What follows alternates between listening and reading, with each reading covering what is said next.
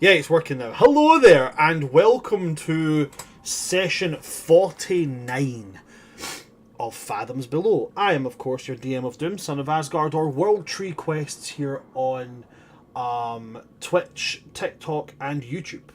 With me today, we've got my lovely cast. We have got Selkie Cove, we've got Just Kyle, we've got That One Warlock, we've got Madness Diamond 2.0.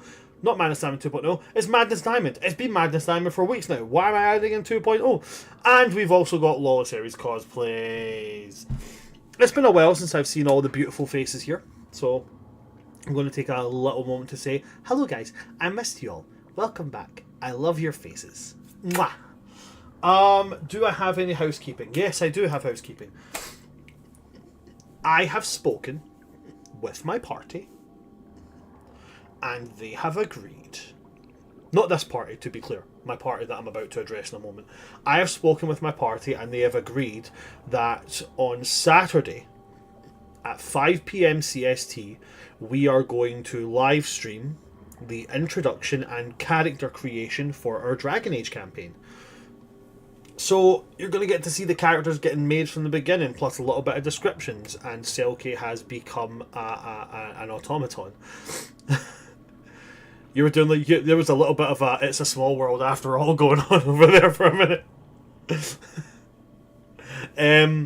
Yeah, so come along tomorrow at 5 p.m. CST, where you'll be able to see those characters being created, where you'll be able to see a little bit of an insight into how the Dragon Age TTRPG system works, which is an amazing system. It's so good. And what you guys should also do is you should go to Green Ronin Publishing's YouTube channel and go look for the Dragon Age Thursday chat. Because this motherfucker was a guest on it and got to talk about Dragon Age for like 3 hours. It was fucking cool. And I also kind of showed off that I'm low-key a Dragon Age expert. So yeah, loads of fun. And I'm very, very excited about the campaign coming up. So you should come and check out and meet all the characters and players. Other than that, I don't have anything, so I'm going to pass over to my party, my lore keepers extraordinaire, and I'm going to say, guys, what the fuck happened last session?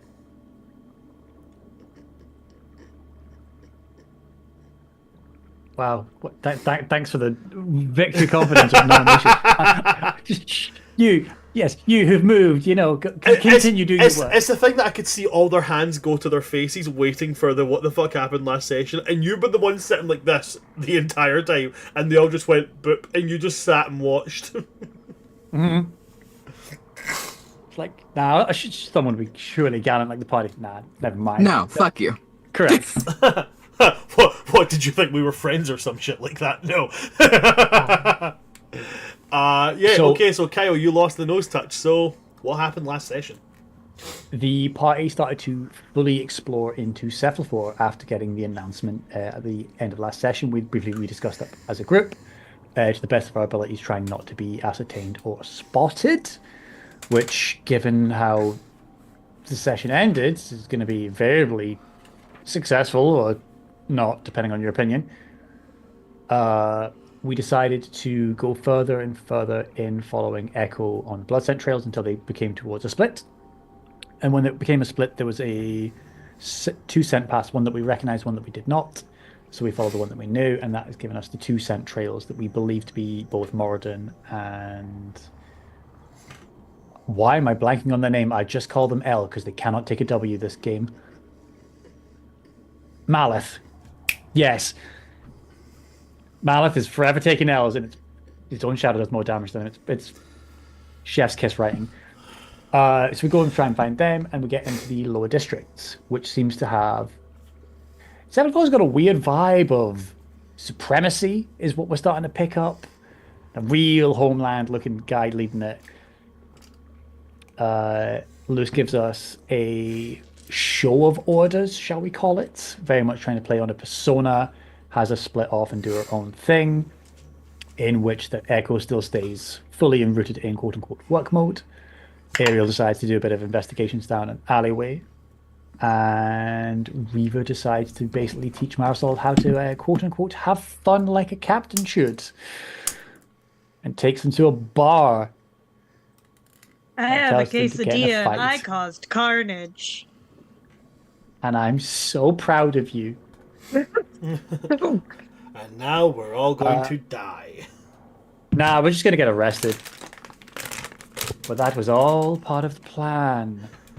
That was Just hastily maybe not made the up captain's five plan. seconds after the events unfolded the way they did. Oh no. Oh, I wish that was true. No, I've been planning this one. That's terrifying. Yeah.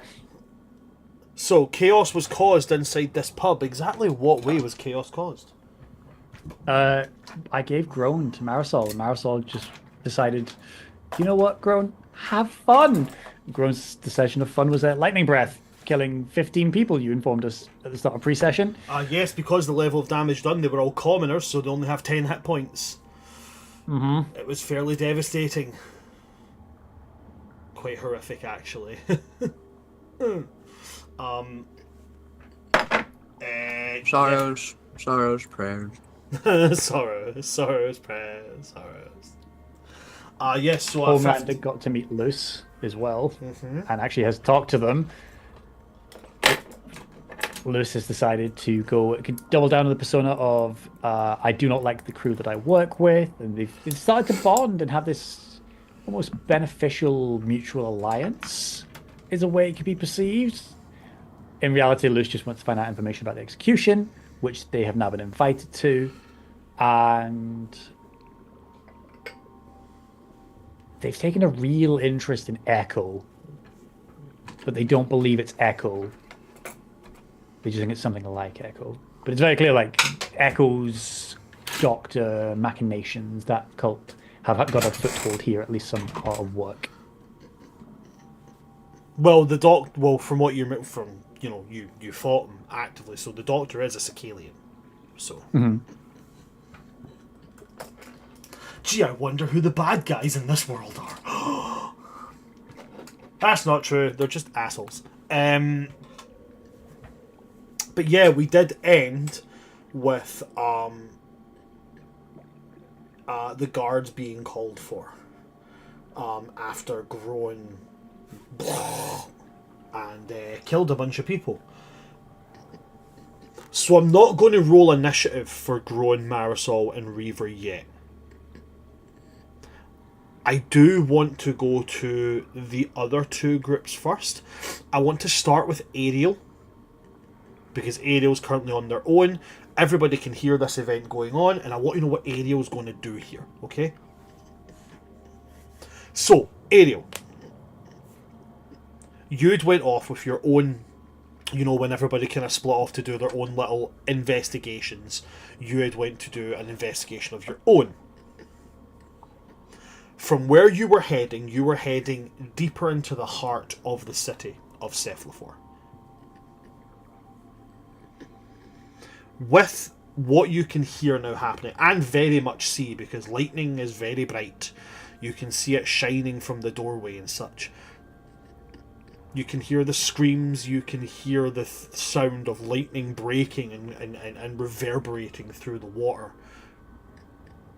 What do you want to do at this point?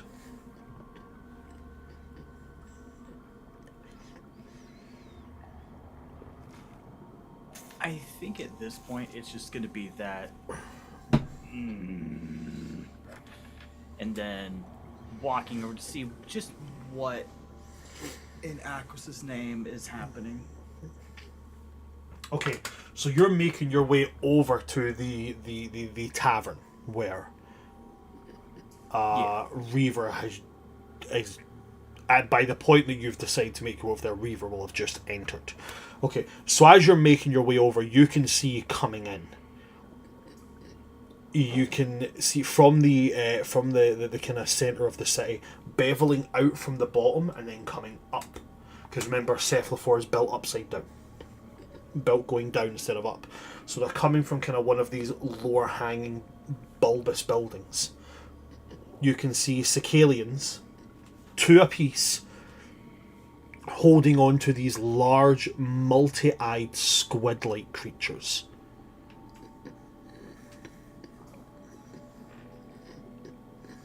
And they are moving very quickly towards the scene.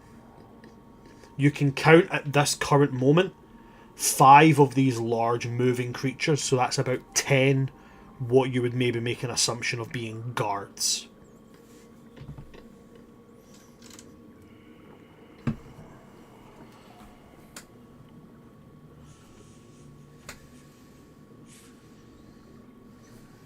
Well, first thing I'm gonna do is cast mage armor on myself. Okay. And can I try to like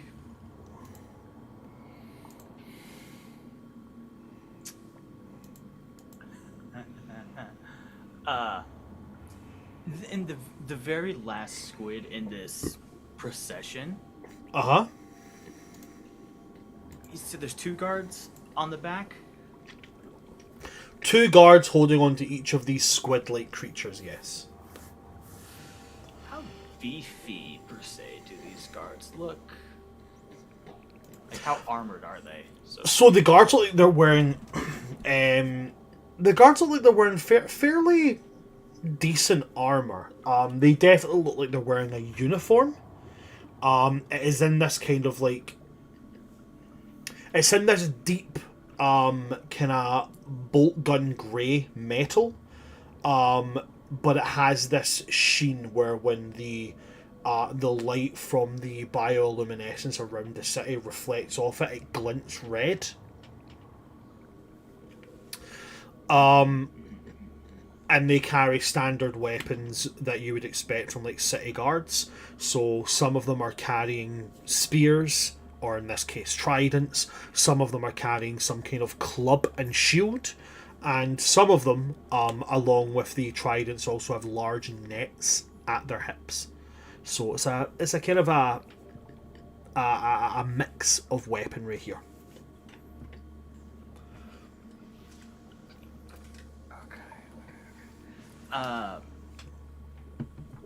Give me just 1 second because I had a insane idea.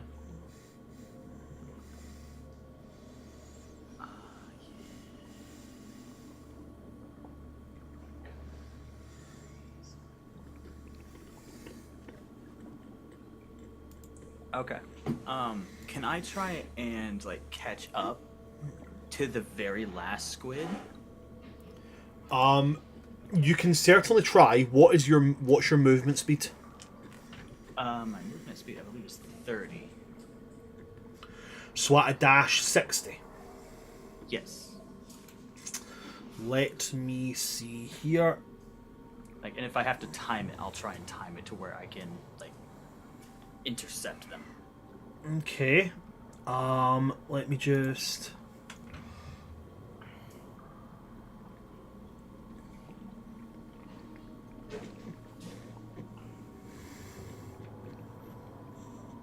Just pulling up the swim speed of these creatures, just bear with me.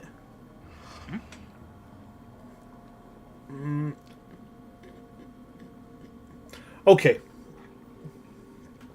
So they do have a swim speed of 40 feet. As they've been called, they're currently hurtling at 80 feet. You could time it so that you would come in and as they were passing you, but because they're moving faster than you, there would be some kind of check for you to be, maintain that space with them. Yeah, that'd be fine. Okay. We can do that. So as you time it and you're coming down as they are hurtling past, woo, woo, woo, woo, and as that 5th one is coming in, make me, because it's less about strength and it's more about your dexterity on this, I'm going to say make me an acrobatics check to like grab onto the back of like the harness this thing is wearing so that you can maintain the space with them. Bless you. Fuck yes. That is an 18. Okay, yeah. With the target being a 15, you come down, you manage to grab hold of the back of this. What you can now see is some kind of mutated squid-like creature, but the tentacles have these thick barbs attached to the suckers. And as you grab hold of it, you manage to keep your balance and hurtle on, and they don't seem to notice that you're behind them. Oh, so they're not suspecting anything. This will be perfect.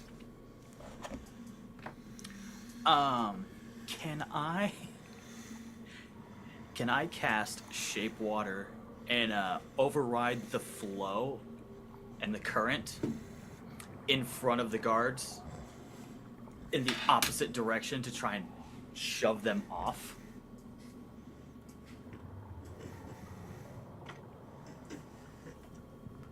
By rules as written, no, but I kind of like it, so yeah. Yeah, cool. I will allow that. What I'm going to say is they're going to make a dexterity saving throw with disadvantage because they don't expect it, and it's going to go against your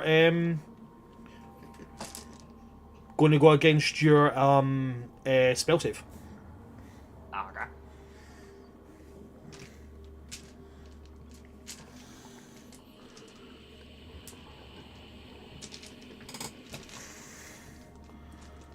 But because I believe that Shape Water, it allows you to change current and stuff, but I don't think it actually lets you move things. But I also play by rule of cool, and I think that that's funny. So You can move water with it. So the pinpoint for that one is you can instantly move or otherwise change the flow of water as you direct up to 5 feet in any direction. This movement will not cause enough force to cause damage. So that's what I'm saying. It can't, by rules as written, it can't dismount people. But No, because it's not got enough mass or size. But I like this, so I'm going to say in this particular instance I'll allow it. So the first guy. Okay. The first guy with disadvantage is a disadvantage, so that is 15 on the dice, which means.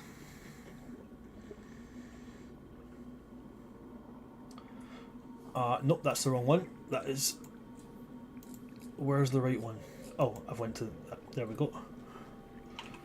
That would be 14. Failed. Okay. Second one. The lowest dice roll there is a 2, so I'm going to assume that if a 14 fails, then a 5 is also going to fail. Yeah. Okay, so you knock both of these guards sprawling off this as they don't expect a sudden change in the distance of the water.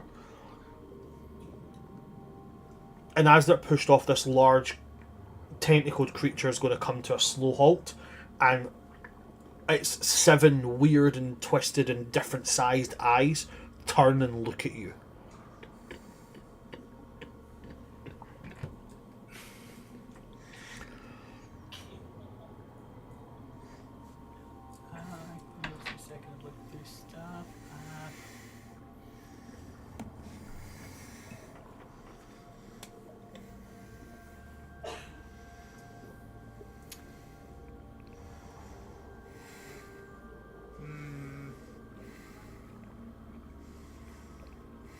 Cast message to it. What are you in?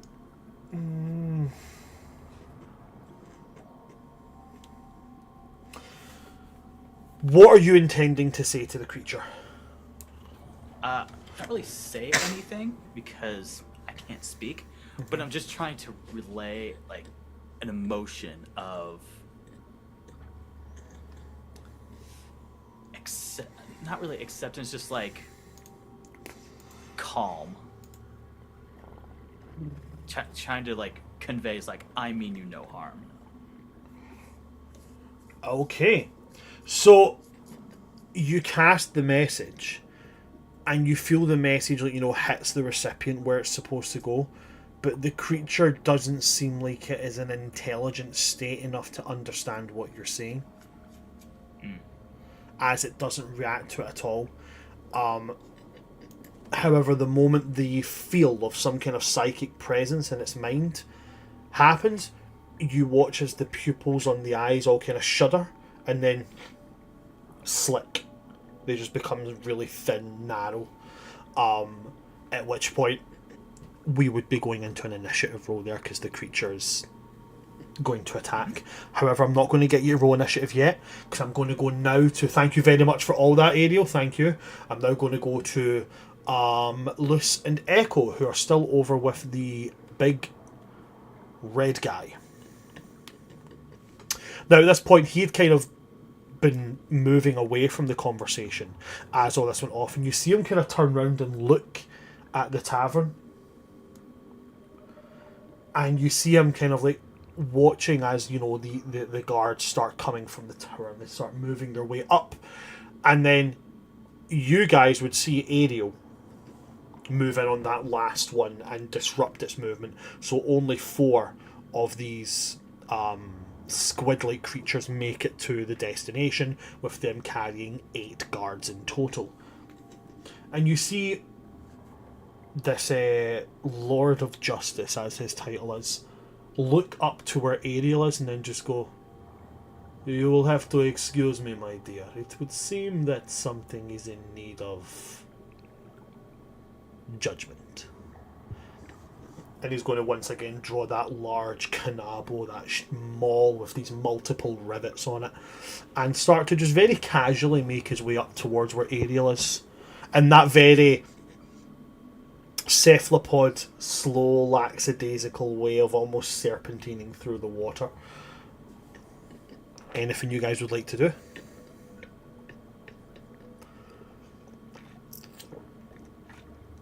Echo has orders to follow, that's all they're focused on.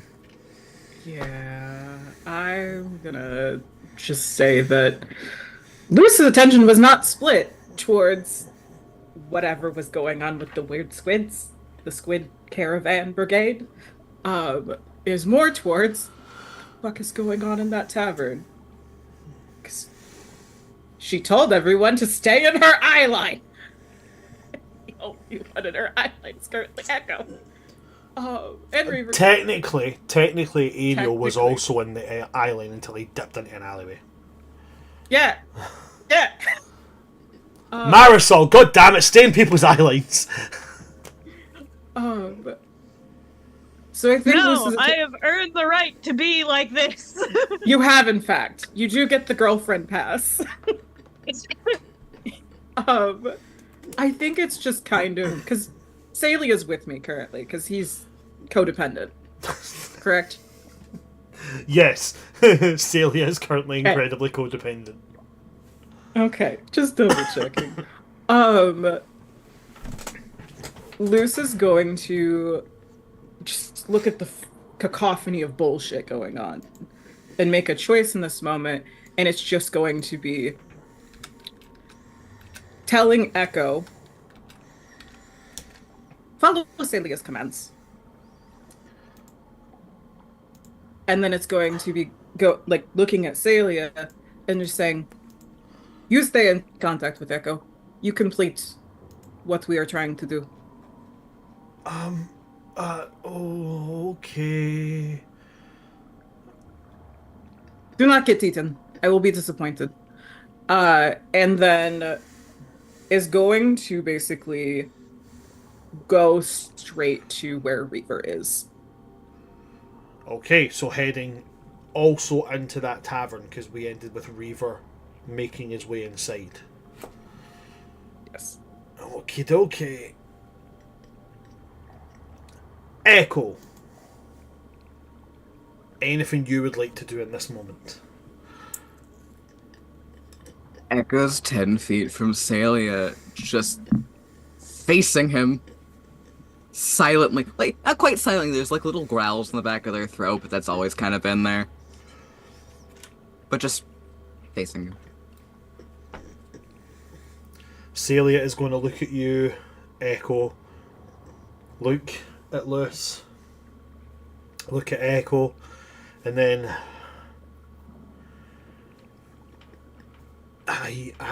as you were, I suppose.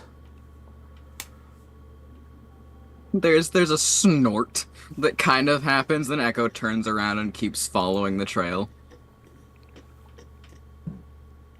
And Celia There's a follow. moment where I think in Echo's mind, it's the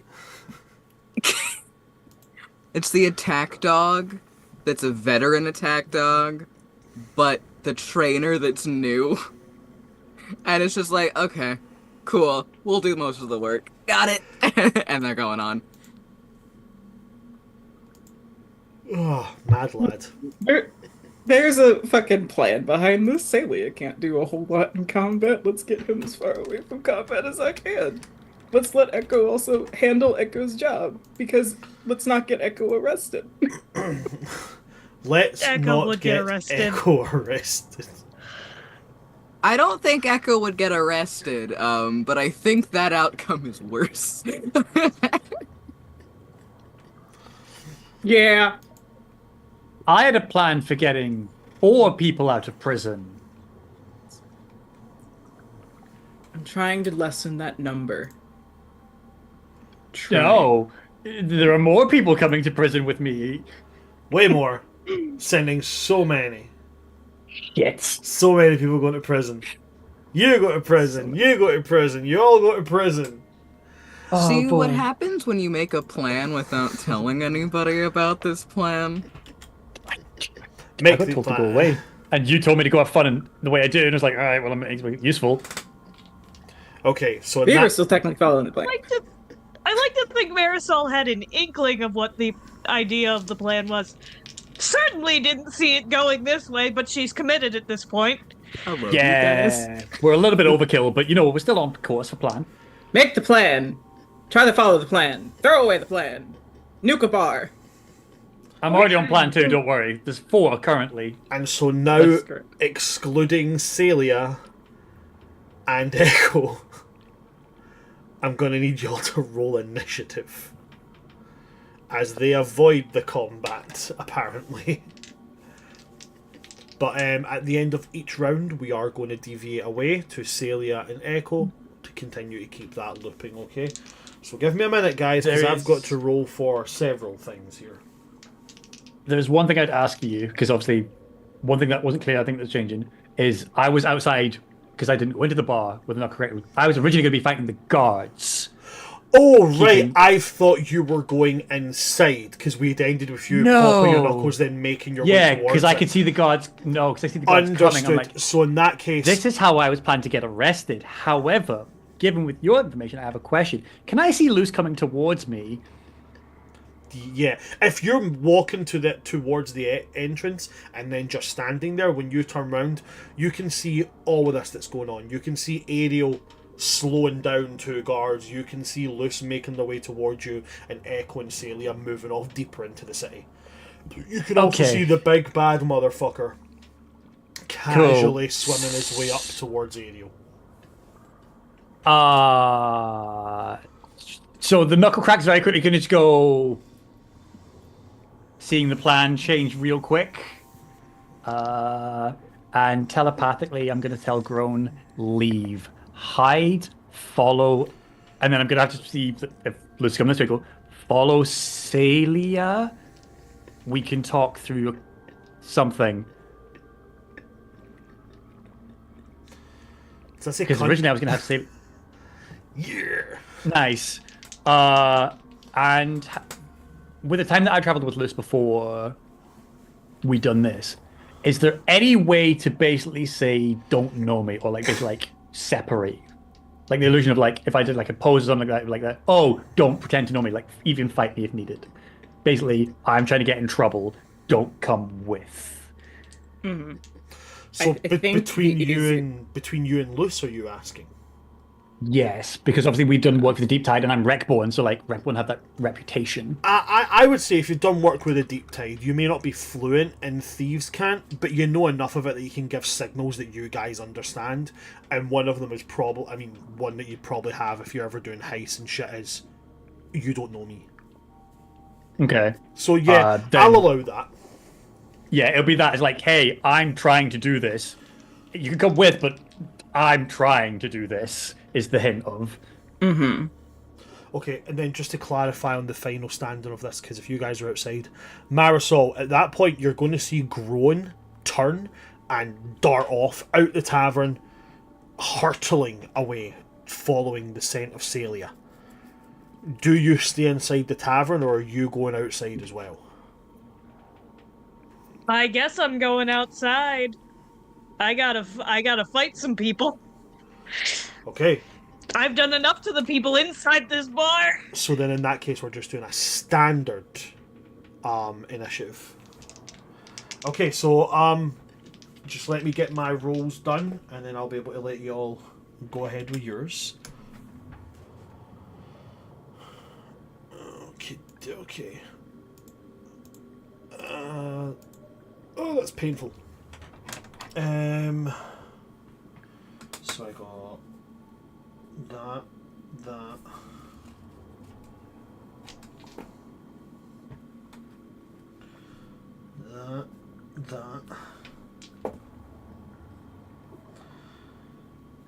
That, that. Oh, okay. That.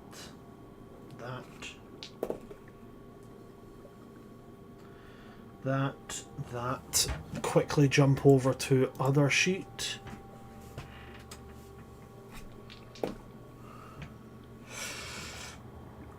Okay.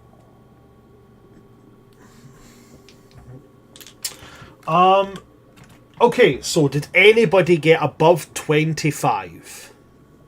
No. Okay, so nobody above 25.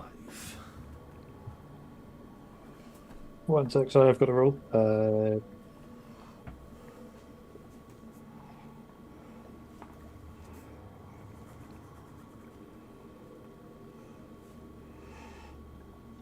Yeah, no, not above 25, you're good. Okay, between 25 and 20. Ariel, what did you get? Natural 20 for a 22. Natural 20 for 22. Loose? Modified 20 total. Modified 20 total. Okay, so nat 20 for 22. So we're going to go 1, 2, 3, 4, 5, 6, 7.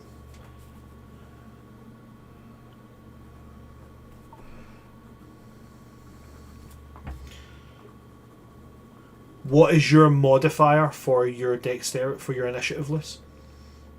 +4. +4.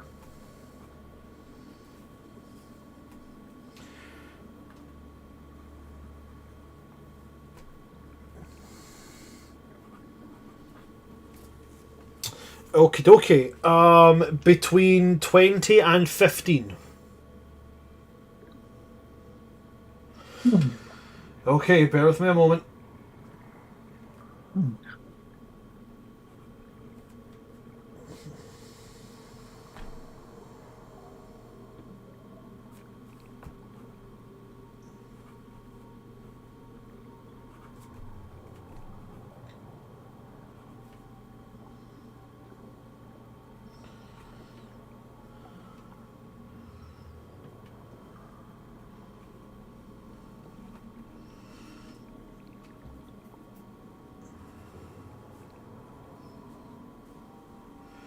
Okay, between 15 and 10.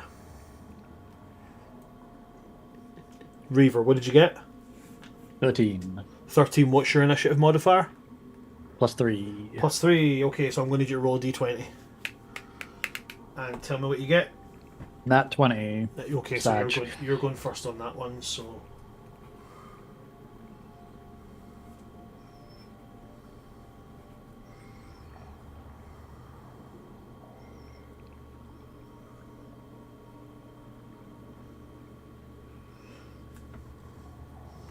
Okay, and then anybody below 10?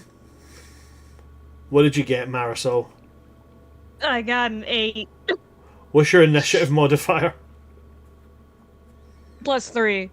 Okay, roll a d20. Okay, wasn't expecting that. But right there.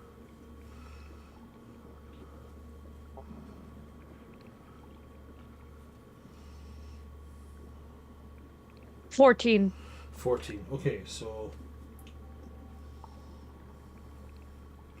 I gotta let everybody else get their carnage in, you know, I got so many kills already. Okay, guard 9 and guard 10 are going to miss their first turn as they have to rejig themselves mid-flow of water. Okay. So, with that being said, we now go into combat. So, first on the docket is going to be Lord Roland, who got a nat 20 for a total of 27.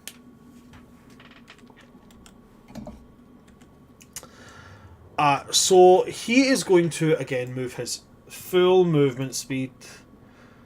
Swish, swish, swish, swish. Very, very lackadaisical, as if there's not a care in the world.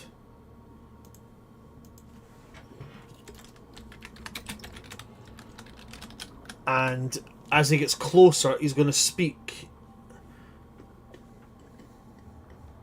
And when he speaks, Ariel, you can hear him, but the language he speaks is like a fast series of clicks, and I don't know how to describe the word other than blurble. So as if he's going like brrr. Okay? And this creature that was about to grab you immediately just pushed itself away from you, and you see the other 4 of them come up and start, and they join back, and almost like a V of geese as these 5 squid creatures start to make their way away. And from behind he says, "My name is Lord Roland. I am in command of justice inside Cephalophor. I give you my name to do you a modicum of respect, in that I am impressed that you have enough spine to do this indirect visage of me. But I will not ask for your name back, nor do I care if you give it. This will end in one of 2 ways. 1, your body will be broken, and you will be taken to the lowest of dungeons in Cephalophor. Or 2, your body will be broken, and I will have your hide made into a new tapestry. I would like to say it is up to you, but it is absolutely not." And then he's going to take that maul, and he's going to swing at you. But as he swings, Ariel, could you make me an investigation check, please? This won't count as a reaction or anything. This is something I'm asking you to do.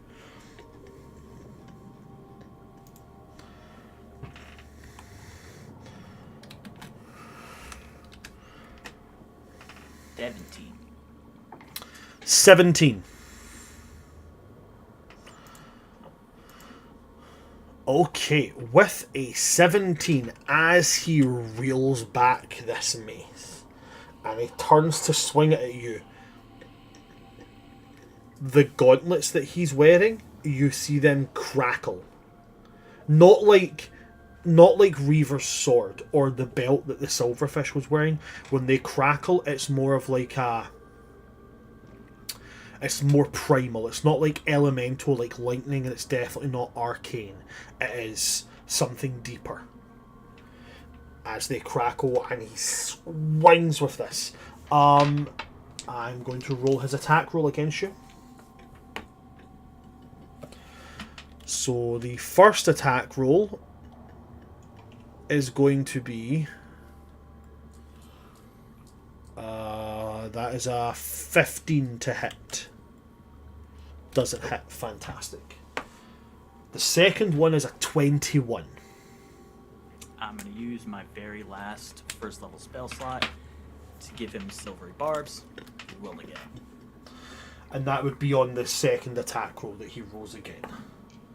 Now, is he taking the lowest, or is he taking the new one that he rolled? I believe it's the lowest. Let me check. If somebody could do a quick... I always get confused with silvery barbs. I'm still fairly new to it, sorry.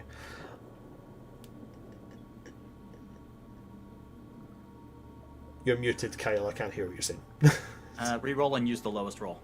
Okay, so the lowest roll is still going to be a 21. Okay, yeah. Okay, so this maul crashes into you. Okay? So you cast the silvery barbs, and it's almost like mid-swing. The maul dips as if to betray his swing, but you see him immediately course correct, and instead of it being something that's like coming at like your shoulder, as it dips he drops his arms and keeps the momentum, so instead of it crashing into like your upper shoulder, it crashes into your ribs. Your mage armor is going to take the brunt of the blow here, but not all of it. Okay, so he is swinging with a maul. And that is the D6, but he has the brutal rule. So that means it's 3d6. So that is going to be 6 plus the 2 for the weapon is 8 plus his modifier, which is 4. So it deals 12 magical bludgeoning damage to you.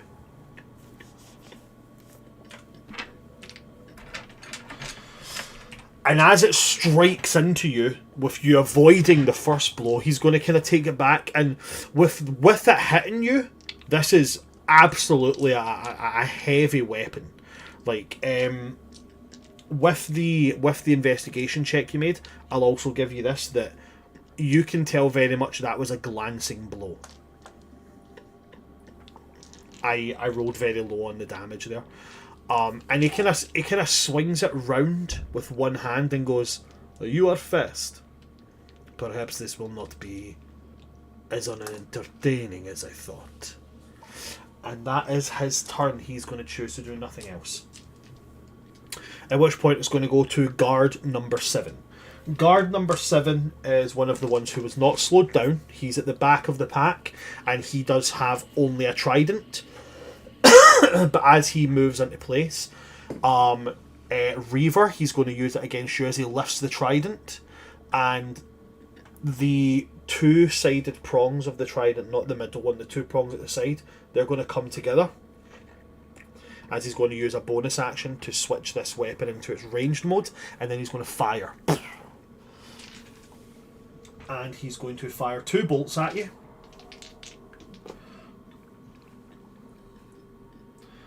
One of them is a 19 to hit, the other one is going to be a miss on a 6.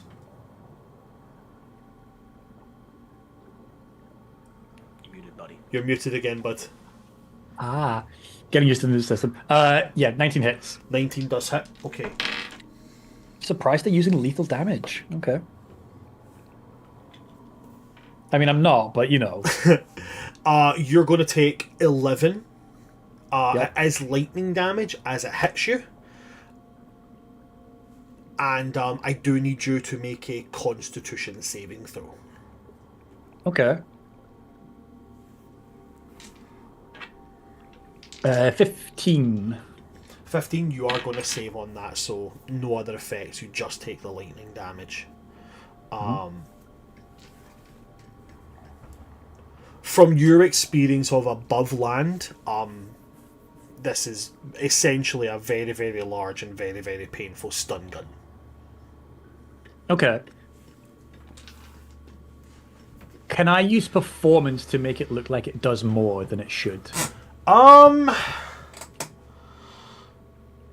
can certainly do it on your turn as your kind of free skill check that I let people do. So yeah, you can certainly do it there, but not as a reaction. I'm afraid that would still be something. No, it's more just checking as a concept because of I like the ever-changing plan of the concept. chaos. I like the concept. I'd be okay with that.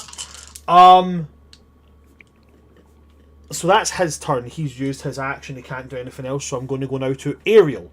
You are face to face with the Lord of Justice, one of the 12 hands of the Queen himself. What would you like to As do? Ariel can say nothing, Ariel's going to give a bow and use a bonus action to use my healing light.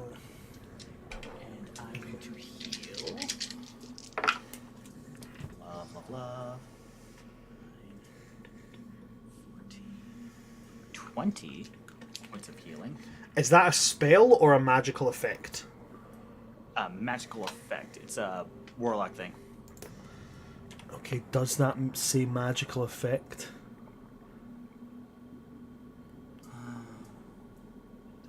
It does say magical effect. So do I do this? Do I do this? No, I'm not going to do it yet. Never mind. Please continue. He has a reaction that he can do. It's kind of like a unique mage slayer, like when a spell is cast on 5 feet of him. And it does say magical effect, but it's also a bit of a. I wanted to do it as a dick, to be a dick, but I'm not wanting to be that much of a dick yet. So It doesn't say if it's actually just if it's not a spell, celestial energy. so it'd be a magical effect. No problem. Not well. Okay, just so I know for future. And then after the bout, I'm going to come up and draw both my rapiers, and I'm gonna have some fun. And 2 attacks. 2 attacks. Roll to hit. First one with advantage. First one is with advantage. I fucking love that. 19 Okay. and a natural 20. We love a natural 20. So 25, and I'm going to pump in using the last 4th level spell slot, a 4th level Eldritch Smite. So, roll your damage.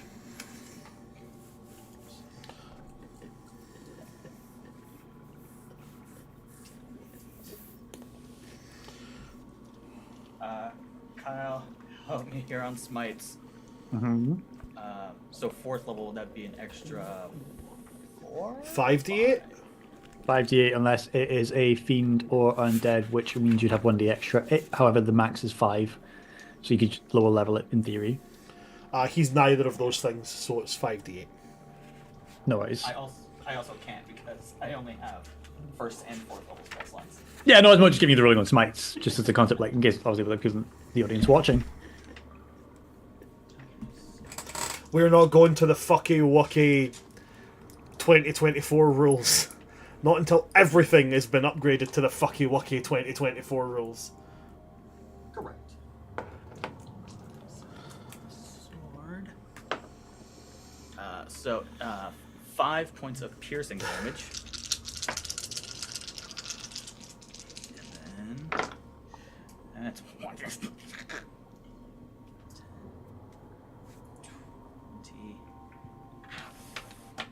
Then 25 points of radiant damage. Okay, since that is the initial damage and we've just got the max to add on now, I do need to make a roll quickly. Never mind, you can add on the max damage now. Alright. So the Divine Smite would be an additional 40. 40, so is it 25, 65.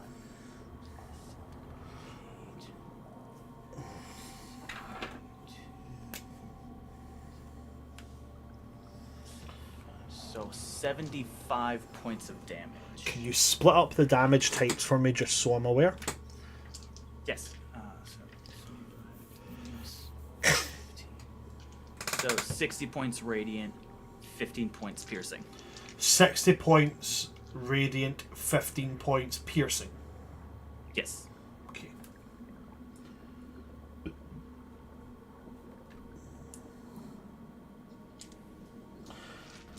Okay. So you bring down this blade.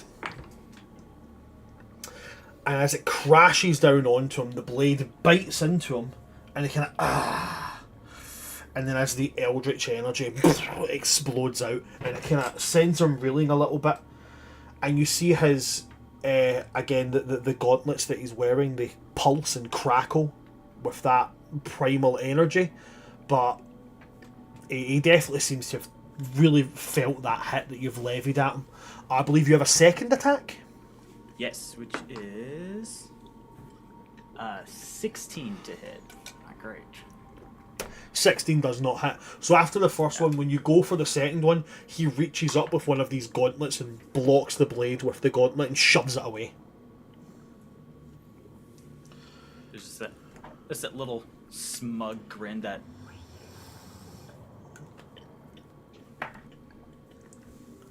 When you give that smug little grin, he kind of grins himself and rolls the shoulder and goes, "You have bravado. That is good. I enjoy beating bravado out of those smaller than me." After Ariel, we... Crack the neck and... Fantastic. After Ariel, we do go to Luce. So Luce, we go to you, and there are currently 8 guards within 60 feet of you. You have Reaver at one side and Marisol at the other. I'm going straight to Reaver, so... I was about to say, actually, you're about 10 feet away from Reaver because you'd already moved up, yeah. Okay, so you close the 10 feet, closing the distance with you and Reaver. Mm-hmm. Okay. Are there any guards between me and Reaver currently? No. That was my mistake. So if you being about 10 feet away from Reaver, they're about 50 feet behind you. As you've moved 10 feet closer to Reaver, they're now 60 feet away from you. Cool. Once Luce is within that 10 feet of Reaver, Kyle, does Reaver make the motion that Luce would recognize, or a motion Luce would recognize? Yeah, immediately as soon as you were in sight of, like, it's like, oh yeah, bait the guards. Why is Luce coming this way? No, motion. Okay, cool. You are going to see a similar motion of basically it's the thing that she does whenever she's getting ready to spar you. Okay. With the shield arm, and it's basically like, without a better way to describe it, it's fucking a combination of the Winter Soldier and Captain America moment of like and also the Henry Cavill like arm load shit. But it's with but it's specifically on the shield arm, and then you see her start spinning tooth. And it's the same way of like the nervousness of how she spins tooth before going into a dance with you. And she is going to, once in like melee distance of you, say, "I told you to stay within eye line, and at least you stayed in eye line, so let's fucking dance. Or are you too rickety to keep up with me?" And then she is going, but by doing that, she's going to spend her bonus action and forego one of her attacks to give you Commander Strike against her. Okay. The right arm is going to just go slack and like lock into a specific place, almost like a broken arm. And then I'm just going to have, on this point, the whole body just rotate punch. Like a basically broken wreck bone that is starting to like lose consciousness and break. It's such a unique... I don't think I've ever seen somebody use Commander Strike to let somebody hit them. You can! It doesn't say it has to be an enemy! You give it to a friendly creature! It's good! It's fucking good! I love it. Smashing, so... I'm going for the shield as well, by the way. I'm going to try and hit the shield specifically to turn myself off with the electricity with the performance check. He's trying to EMP himself. Yes, correct. This is also why I was asking if there was any guards in front of me. Don't you just hate it when you go out for a night out, get a couple of drinks at a tavern and accidentally EMP yourself? Right, okay. Reaver, make the swing. And if need be, I'll channel divinity, mark you as my favored foe for advantage. So I have a question. Because I'm aiming for the shield brand, how do you want to do this? Is it disadvantage overall total? Is it focusing and just as a hit would be the thing? Do you know what? I'll meet you in the middle with it, okay? So we'll call it like a called shot, except it'll just be a standard attack. You'll have disadvantage, but advantage can be eked up. So it'll be a standard hit. It'll be a standard hit. And if you do hit, no matter what the roll is, we'll count it as you hitting the shield because we're treating it as like the halfway mark between a called shot. Okay? Sure. We also... Dirty 20. My AC is 19. Okay, so Dirty 20 is going to hit, so you launch this fist with this full rotating hip movement, and it crashes into the shield, triggering the shield's ability. So, again, to reiterate, when it is an attack that bounces right onto the shield, it does not affect. There's no damage, it passes on to loose. It's just a boom. Okay? It's essentially like having a +1 shield without having a +1 shield.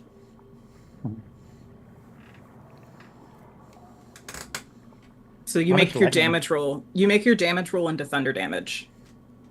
So you roll the damage that I would have taken, and I just take 4. It's unarmed strike, so I'm not. So it's just 4. I'm not stupid. I'm not going to actively hurt myself more. That's why performance is the case. So I'm going to take 4 thunder damage. You technically take 7 because you also add my superiority die to your damage, and I rolled a 3. Oh, nice. Okay, cool. Yes. So that's my bonus action, basically, because I'm also sacrificing one of my actions, and then as because the way that I'm trying to flavor this is it's very similar to the session where Luce and Reaver were sparring whenever she first got the shield. Mm-hmm. And she is going to say back as she is swinging into, like, one of the, like... She's trying to swing towards, like, the abdomen area because she's going low with the swing because Reaver is much taller than her. Okay. And then, with the shield, and then going in. But she's going to say, I thought you were going to try to break my arm. And then roll a hit, basically, with a swing attack with Tooth. Okay. For my action. Where is my sheet for that? There it is. Does a... Math. 15 hit. No. Cool. Okay, so really we see this scene with Reaver swinging this fist, landing it onto the shield, and this reverberation of thunder as it peels him back, and then Luce coming in with the swing, aiming low to the ground, aiming to get at the legs or to get at the kind of lower half of Reaver, and Reaver just kind of like doing the almost like Muay Thai thing where like you go to sweep the leg and they just lift the leg up. Or even like the badass like Wreckborn way where they just detach their body and it just swings through the gap and they just reattach their body. Fuckery. And for if Marisol is within hearing distance of this, you are going to hear the words you're going to hear the word dance, which you know to be sparring. And you are also going to hear the words like, I thought you were going to try to break my arm, which you would know happened in that sparring session with the shield. Because during travels, you have heard this story. Because people have previously asked, like, what is dancing? And Luce would have explained how sparring works and used sparring sessions with Reaver as an example. So everyone's on the same page that can hear me. You have context clues. So. Is that everything for you, Luce? That's my 2 actions because I have to sacrifice 1 for Commander Strike, and that is my bonus action. So that is me. Okay, and we're now going to cut over to the grim adventures of Echo and Celia. So, because this is going to be quite a long drawn out combat, lots and lots of turns with guards and such, I'm actually just going to do like every 4 turns. We're just going to jump to Celia and Echo for a little, see what they're doing. So while all that's happening, Celia and Echo are now hurtling through the streets. Okay, making your way first off towards that building that you saw the Lord of Justice, Lord Roland, turning and making his way towards. The scent takes you right to that door.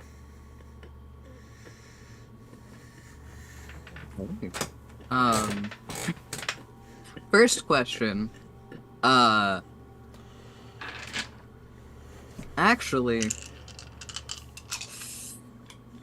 Ooh, I have to roll for that. What's Celia doing while Celia, with his limited capacity at only being able to cast second level spells right now, is not doing much except just keeping up. Because remember, he can't, if he moves, he can't take actions, and if he takes actions, he can't move. So everything he's got is going into moving to keep up with you. And good on him for that, honestly. Because no one said that Echo needed to be slow. So, as they get to the door, there's a moment where Echo almost goes to, like, take another action, pauses, and turns back to face Celia. Okay. And they go, we smell them through the door. Well, the trail. Celia will look up and kind of, as he's darting his head around, he sees the writing at the top. And you see him kind of like, recently he's been doing this where before he casts magic, he's like taking a breath and like stealing himself, which is, you know, beforehand he wasn't doing that at all. It was just like, boom, there's, you know, spells. Now he's like having to like steal himself. And then he's going to touch his index finger and his pinky finger to his eyelids, and then when he opens up, his eyes have kind of went black, and as he looks and he reads over it, this building is called the Hall of Justice. Ominous. And gauging by that fella's title, I'm assuming that this is maybe like a prison slash execution. I don't know what the word for an execution place is. Executionary?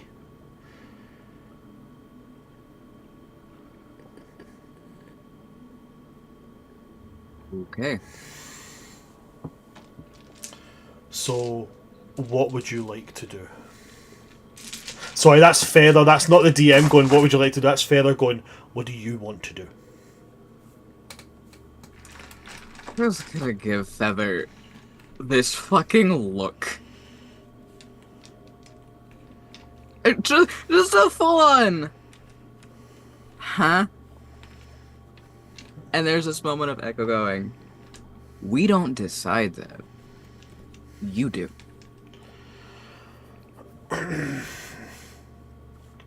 Okay. Then... follow my lead. And Celia is going to try and stand and try and like swim up as straight as he can, and then he goes through the door. And as he goes through the door, he starts yelling and shouting in Cicalian. Echo's just there like, but following behind, Echo has no clue what the fuck to do. So Echo's...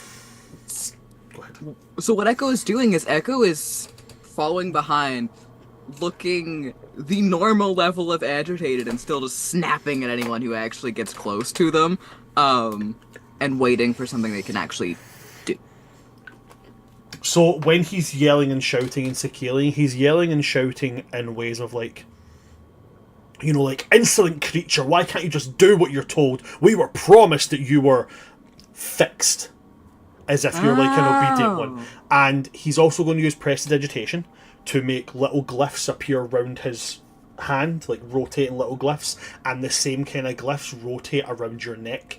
They're completely harmless, they do nothing, they're just little floating glyphs, almost to try and facsimile some kind of like magical tether, and then he's pretending as if he's like pulling you along.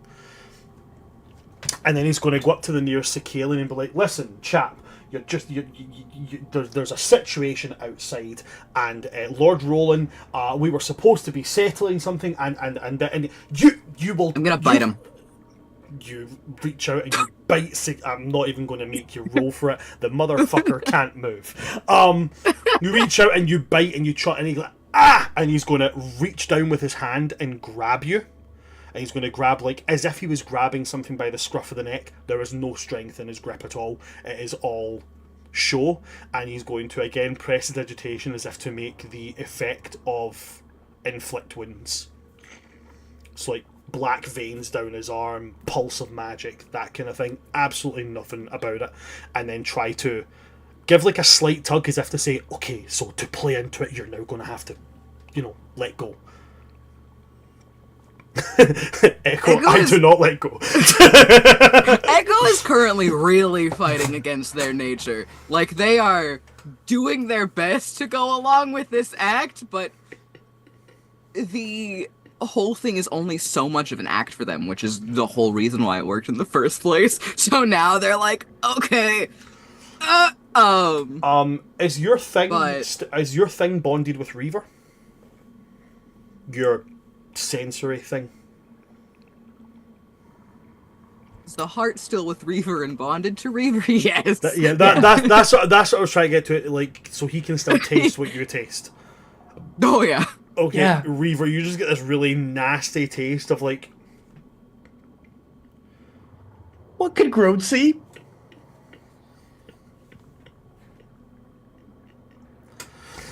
Yet Groan just sees, apparently, from Groan's limited perception, Celia magically creating a leash for Echo and dragging them into a place called the Hall of Justice, and then apparently using inflict wounds on them when Echo bit him. You also taste like a combination of like soggy cardboard and I will tell you right now, Archie will already know what Celia tastes like. So I can immediately know this. Imagine Yeah. being described as tasting of soggy cardboard. Try to That think, feels like- like an insult. I mean, the thing is, he's a lich, so his body is basically paper mache, right? You're not wrong. It just feels like such an insult. Like you'd look at someone you hate and go, He's "You the forbidden taste of pepperami." soggy Oh my god, that's it. It tastes like soggy cardboard and pepperami. So when every time that Luce has kissed Feather, Luce is just tasting takeout pizza No. that's been left on the counter? No. Because when you kiss someone, you don't pizza. taste human flesh, right? I You don't know know how my you life. kiss, but sometimes You don't know Damn my it! I was life. about to say it. That comes later. Everyone else immediately just went, I was Okay, about to say, when damn, you I've been kiss- doing it wrong. When you kiss someone normally without drawing blood, you don't taste human flesh. This is the people I've got to put up with on a weekly basis, okay? Chat, You please feel... adore us. I tolerate you. I adore you, motherfuckers. I Noted. do. You're just gonna full face lie to us like that? Listen, okay, I can't be seen as being emotional and weak, okay, therefore. Can't you see that I am a manly man? We're not allowed You're to like show the biggest emotions. teddy bear ever. It's You- absolutely like, you're fucking good true. for I me. have back hair, I'm definitely a teddy bear. I'm just never gonna live down the fact that every time Luce kisses Feather, if there's any kind of intensity to it, Luce is just gonna taste like rained on delivery pizza. more people have tasted Celia than anyone else in the party, and I just need that out there. Talk it. You all thought that you were collecting harems. You are the harem. Oh. Okay, yeah, so there is this kind of like display that Feather is putting on. I'm going to make him roll a performance check to see if he can be convincing on that. I'll give him advantage because you're also...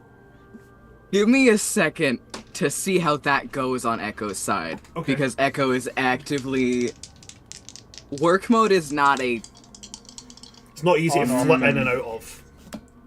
Yeah. The reason they were like, 10-foot distance, because this is not a full act to them, and that's a problem. Rolled a 2. So... as Celia like goes back and it's like, okay, we're gonna go with this. Echo lets go only to make this guttural but somehow also shrill, almost shriek of a noise. And they're doing that thing where they're making it loud. That is funny enough echoing. And it's with that noise as well that the like buckle cones come out, their mouth opens, like that kind of thing.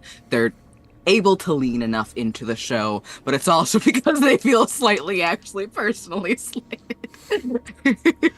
Okay. So with that threatening roll, I'm definitely going to be giving Celia advantage on the performance check. Okay, so the highest roll there is a 14, Charismatic. which makes it an 18 in total.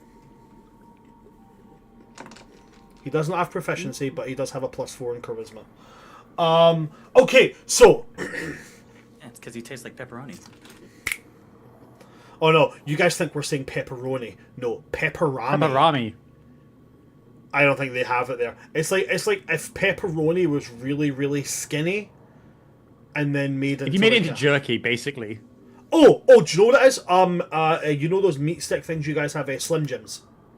Mm-hmm. It's like a Slim Jim made of pepperoni. That actually sounds right.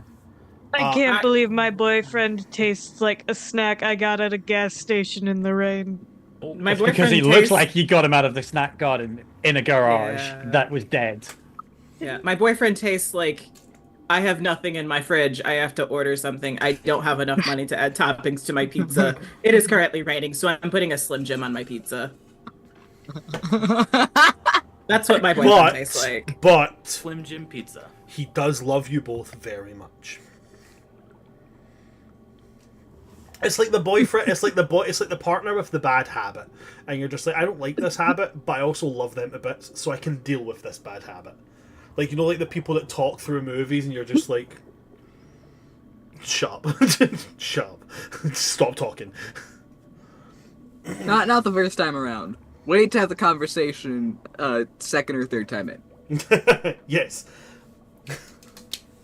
Okay. So with that there, that's an 18.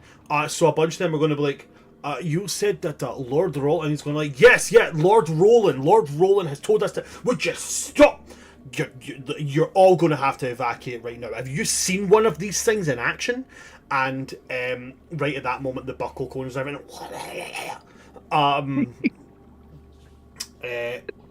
is going to be the selling point, and is going to go, you need to evacuate now.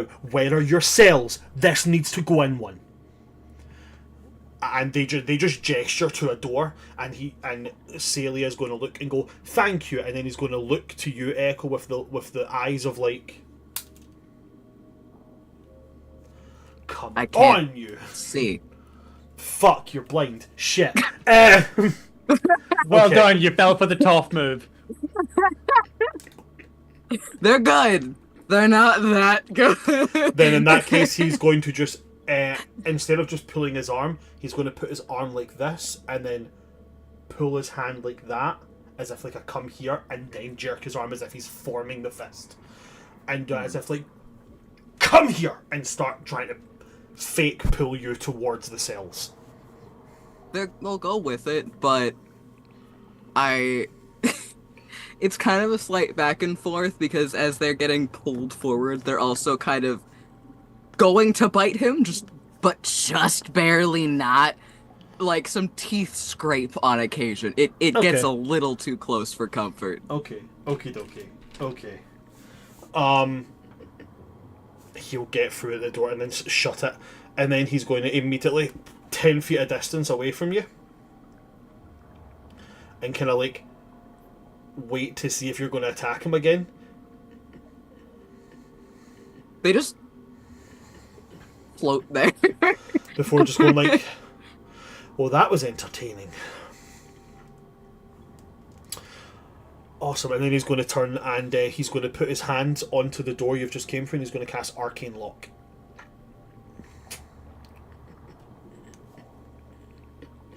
Now, you can't get through without the actual key to the door, or without using Knock. And he's going to go, okay. And then as he turns to look, this is like an entire circle. Imagine like a like a circular fortification wall. So you're talking easily 200 feet diameter, and then down as far as you can see it go. And it's just wall to wall cells.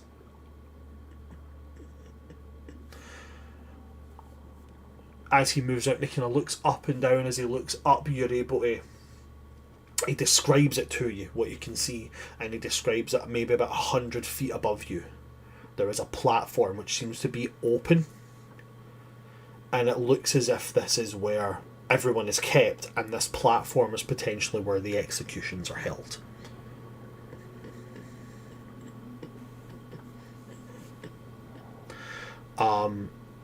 After giving you the description, he's going to turn to you, and he's going to say, Can you still track them here? And that would be a survival check for you, purely because of how many different people there are in here now. So even within your immediate vicinity, there's easily like 20 people. So survival check for yourself to see if you can track the fresh scent trail, which I imagine That's not mine is in here. Sorry. Hi.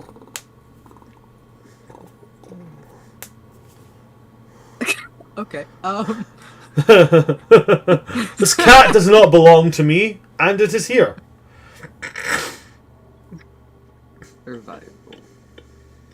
Advantage or disadvantage, or just straight roll?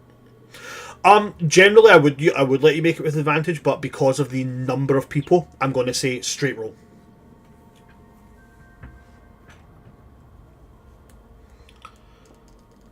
$15. 15. On a 15, it's difficult just because of the amount of people, but you're able to just grip onto one of those trails, and from finding that one, you can find it's almost like plucking at strands for you, and it's like nope. Oh, that one, that's one, and then going, so the one next to it, yep, that's the other one as well. Yeah. And then you're able to continue, and it goes over to the edge and then goes down. And as you go to the edge, do you start swimming down?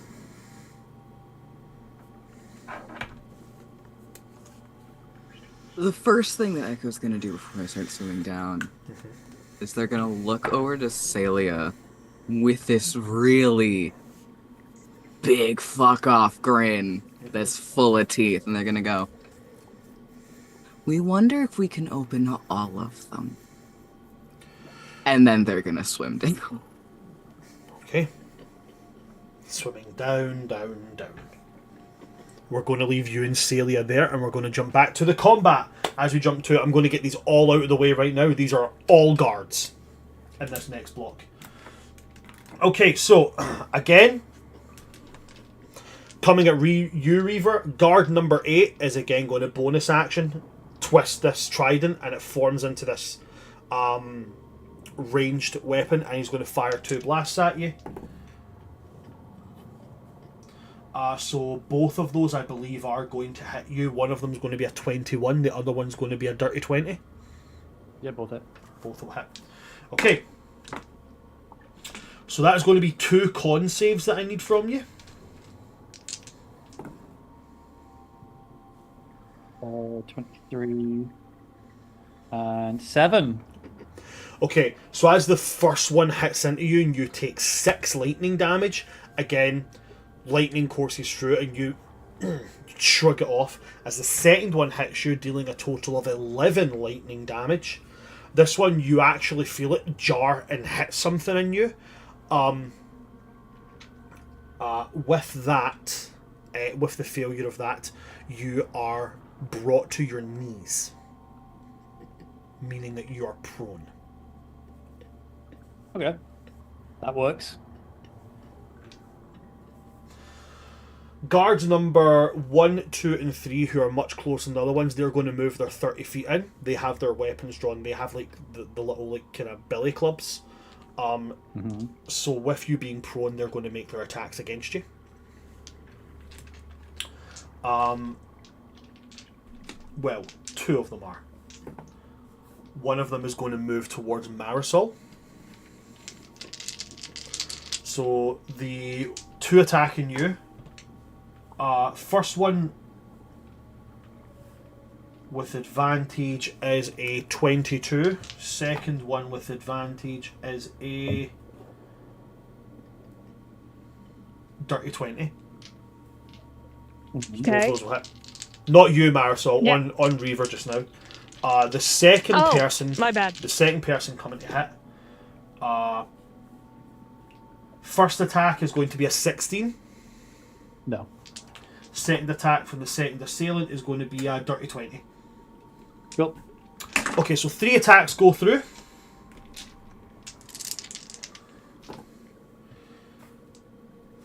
$11, $12. 12 plus 9 is 21 damage from all 3 total together. From all 3 attacks. You take Cool. while you're down. Marisol, the one coming towards you, has their shield and club, and they're just going to look at you and they're going to go, Mem, I'm going to have to ask you to take a step back while we handle this troublemaker.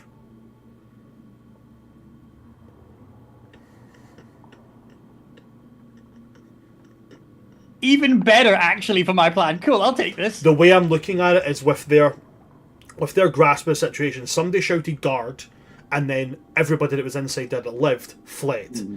They come out and they immediately just see you and Luce fighting and just see Marisol standing at the side. They immediately go, oh, they must have come out the tavern. They don't have any eyewitness to go, it was her and her weird pet dragon.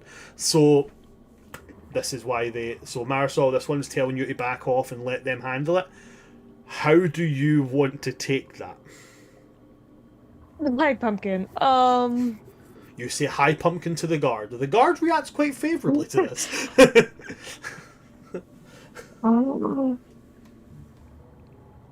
I was so ready to get arrested.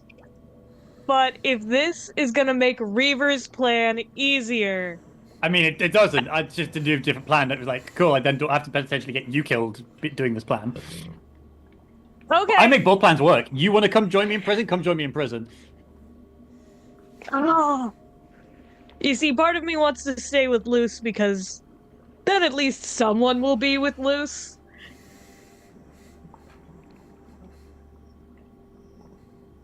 Also, don't forget, Feather's link is with you.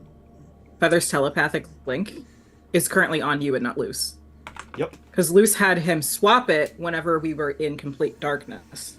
Before That's Echo right. cast dark vision on you. So you still have like a bit of dark vision left as well, on top of having Feather's link. Oh, that might be good to have in prison. Any help for your launching that plan? Granted, your character will not know this. Hey, Bran, I know you did the wonderful thing with Echo. Where does Groan fit into that situation? I didn't want to interrupt your RP. Groan, because he realistically is not contributing much other than following them at this point in time, because the only command you gave him was follow them. Correct, because I have telepathic communication. It would be the same way I've had them follow Marisol. It would be by arsehole. So, you know, the whole Echo attacking you, Groan would be beside them in theory, was the awkward moment. The door then lock. No, I know, I'm not going to get the 10 feet. That's one more like a, hey, didn't want to interrupt. So what's the situation? Groan is just following. Is Groan in that room? Yeah, he's behind with the them. locked door. Oh, okay, that's fine then, cool. So yeah, I have a pathway to talk to them at least. Mm-hmm. So you pop off, do what you want. Roll intelligence to see how smart Marisol's gonna be about this. Marisol rolled a nat 20, so she's gonna be like, oh, thank you. I'm very happy that you have it handled. Okay. This Cephalophor is going to smile and just say, it is okay. It is perfectly normal for the weaker species to want to be relieved that Cephalophors show up. If you will just step aside, he's going to turn around and he's going to bring his club down onto the back of Reaver. Okay, so the first hit's going to be a nat 20. Protection fighting style. I'm still in melee distance of Reaver, which is in 5 feet. Okay, so you're going to put your shield in the way of that. Oh no, I'm just gonna be an idiot and get in the way. Because I was fighting him. Okay, so that's going to be... What is the protection? So that adds... does that just immediately block the attack? Hold on, let me find the page. Or is it Protection fighting style. When a creature you can see attacks a target that is within 5 feet of you, you can use your reaction to impose disadvantage on the attack roll. Must be wielding a shield. okay? And So the way that this looks is that it's going to be Luce just accidentally got in the way because he's caught off guard by Marisol playing with the guard and was like getting ready to go help with all of this because these guards have seen Luce in combat with Reaver now. So this is also her opponent, and is just immediately apologizes. It's like, oh, sorry. So this is quite a weird one on that one, is because they technically have advantage. You give them disadvantage, which cancels out. The first roll of the attack was nat 20. That's fine. Go for it. So they just get disadvantage on it. No, but that's the thing. They already have advantage, so getting disadvantage would make it a flat roll, which would mean I would only roll one attack. Yeah. So I've only rolled one attack, which was the nat 20. Yeah. So the nat 20 is still going through. And no, I'm confused about how the mathematics of this. Where does it go on the stack? Is what I'm confused about. I basically impose disadvantage to it, so it's whatever roll would be lowest of the total, but Right. I need to be able to hear what the roll that would have hit is. Okay, cool. So the lowest of the two rolls, the nat 20 on the advantage roll, was the first dice rolled, which is why I didn't roll a second, because you can't get higher than a nat 20. Rolling the second dice would have been a 17. Still hits. Right, so 17 plus 4 would make a total of 21. So the 21's still going to go through. His second attack is going to be a 23 with a 19. I'm going to use more of these Cephalophor villains. Apparently these guys like to hit. It's quite handy. It's me you're hitting. I always get hit. I just don't care. 6 and 4 plus 4 onto each of 10. the attacks is 18. Yeah. Sorry, plus 3 onto each of the attacks is 16. So 16 from both clubs. As Still alive. You've now just got 3 guys on top of you just wailing into you with clubs, just like 3. The 3 on top of you. The other 2 are like the other 2 are like 40 feet back shooting you with tasers. Oh boy. Okay. Let's hope this fucking drama act performance works. Okay. Now we're going to jump back to Celia and Echo after those guards have wailed in on Reaver. So, Celia and Echo currently manoeuvring down into this. With Groan keeping a 10-foot distance from you and Celia also keeping a 10-foot distance from you, Celia has now just taken to holding on to Groan and letting him do the work. This way Celia essentially is able to use an action if need be.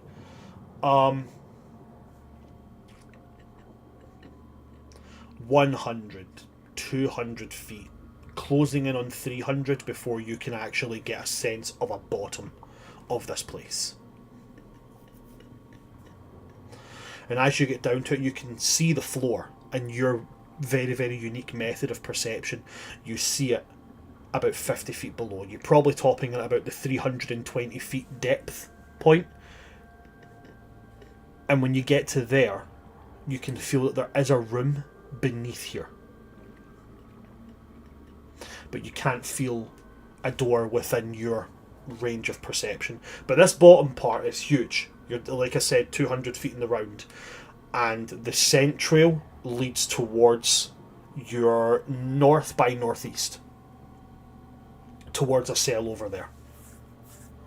Instead of stopping to, like, figure out how to go below, Echo is just going to keep following the scent trail. Okay, cool. So you follow the scent trail, leading Celia and Groan behind you by 10 feet. And eventually you get to the way Cephalophor cells are built. Is it's just like a membrane rather than a like bars situation. And the membrane has this Cephalophor door, which as you approach it, like I said, they're always circular and they always kind of swivel open. This one definitely has these it's more reinforced. You can see from like the density of it as you approach. It's much thicker than the other door you've came to. And Celia, you're going to hear curse behind you as he's going to go, it's covered in magic. We can't open this without some kind of command phrase or perhaps some kind of token. And I am nowhere near strong enough to blast through this. On the other side of this membrane, Echo, you can't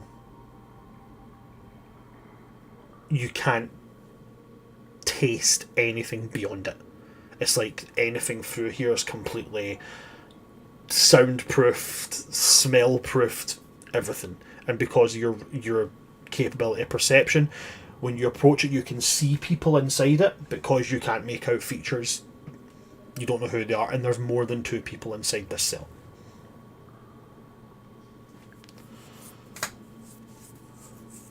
Echo is gonna turn back towards Celia and go, "Who is it?" Celia will look and he'll inform you. Looks like Moradin, Malith, the asshole cousin. Oh, I got him. No. No, this one looks older. Looks like him, but older. He's wearing the same armour. It's dark, and he's going to just touch his hand and cast light, and then hold it towards it, and as he does it, again, you hear him curse again. Light doesn't shine through. This thing blocks nearly everything. And he's going to, like, knock on it, and as he kind of hammers on it, you can see it bevel in slightly, but it's like hammering jelly. It doesn't really make a noise. So he's kind of there for a bit before one of them turns and sees him. You can make out some kind of jaw movement. Again, no features are there. And Celia's going to say it's completely soundproof as well. We can't hear anything through it, and I don't think they can hear us. Echo's gonna move a little ways up. Okay. And it's gonna tap on the wall above it. Okay. And see how strong the wall is. Feels like solid stone. Okay.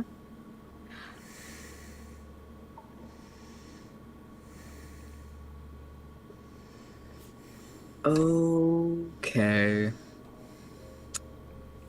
I'm gonna... Which...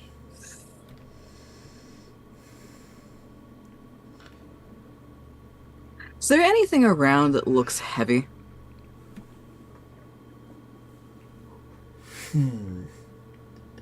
There's groan. Okay. But I don't want to use my head! Or do I wanna... How big is this space? The cell or the space in total? Space in total. 200 feet diameter. So 100 foot radius. Bet. Echo's gonna wild shape into a plesiosaur. Okay. And Echo is going to take the mutations of enchanted attacks. So your attacks are magical, right? Enlarge. And then multi-attack.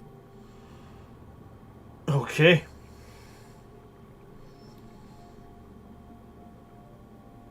Okay. And Echo doesn't give a fuck about this door because Echo's gonna go through the wall.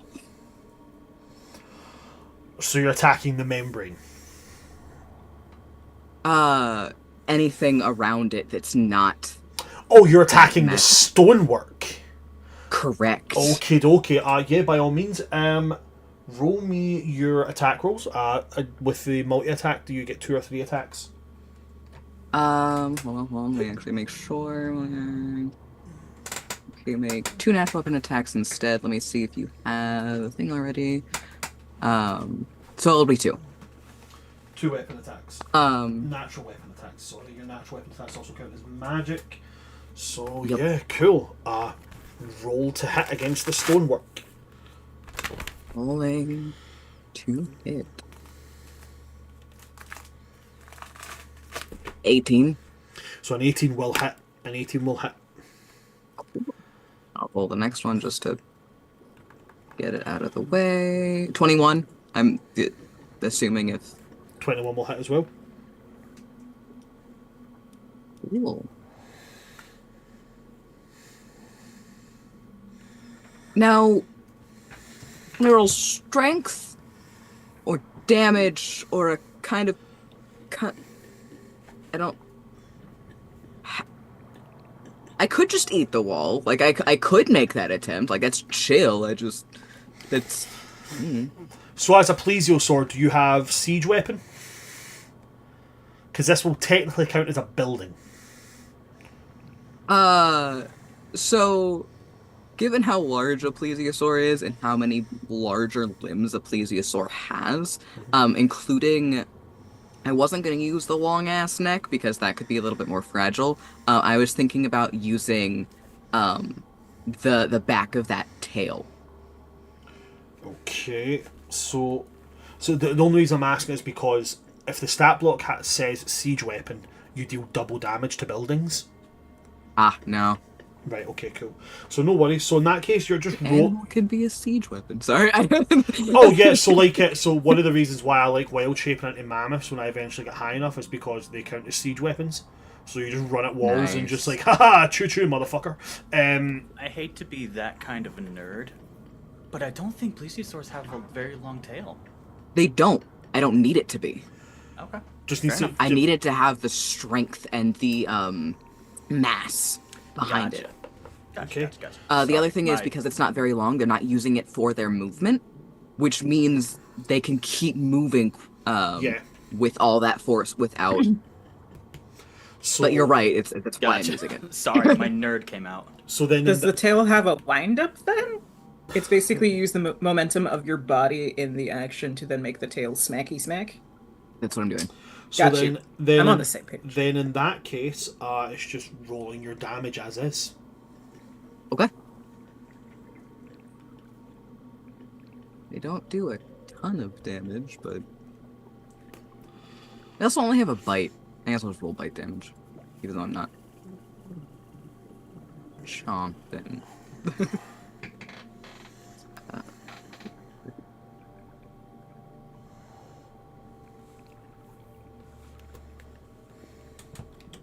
It keeps.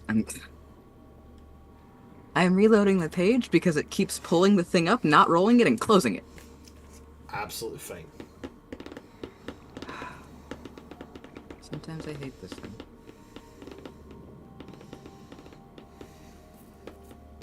Okay. That is 16 points of. It doesn't do a 16 lot points for of its bite. damage. Absolutely For the fine. first one. And then. The second one.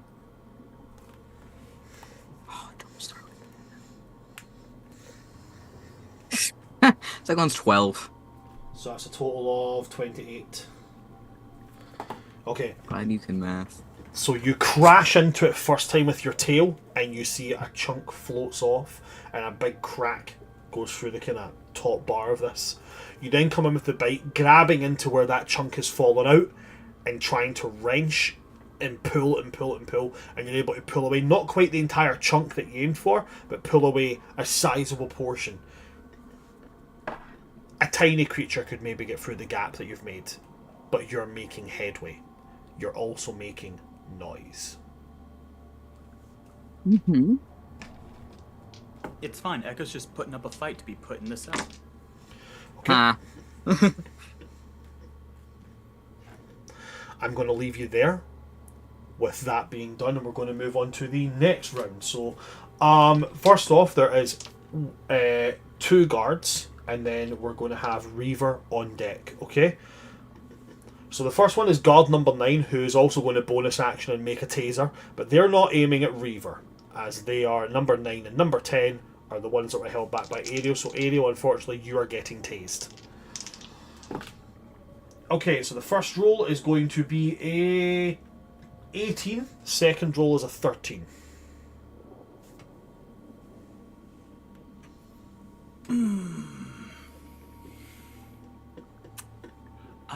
Bran, I just want you to let you know, I love this item you gave me, the ring.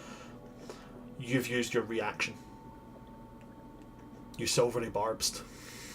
No. It's the ring that does a different thing at the start of each day. Oh, yeah. Yeah, because I rolled it at the start of the day, and I put a little check mark next to what it did. Uh-huh. My AC is 19 because of that ring. Awesome. So both of these lightning blasts arc way over you. One of them crashes into you, but just like the magic just kind of pings off of you. That's his attack. So it's then going to go to guard number 5 and guard number 6. Yeah, Reaver, you got a question? Tormad is turn after Lord Garen. Is that guy's name? Lord Yes. Roland. But he hasn't gone. Lord Roland. Uh-huh. Lord Roland started the combat. Lord Roland started the combat. Yeah, with you. Yeah. Which means by you having your turn at this. Oh wait, no, I see the argument. Okay, no, ignore me. My brain was thinking at the time it's wrong. Right. No worries. So guard number 5, again, club. Guard number 6, club. They can't reach Reaver. They're still a little ways back, so they're going to move to get into range. But in order to get into range, they have to use their action to boost and dash. So they're going to do that. Reaver, it is your turn. There are currently six of them in range of you. Yeah. Okay. Oh. The Reaver's like, I'm going to feel really bad about hurting them. No. Fuck him up. You my boy, bro. Oh.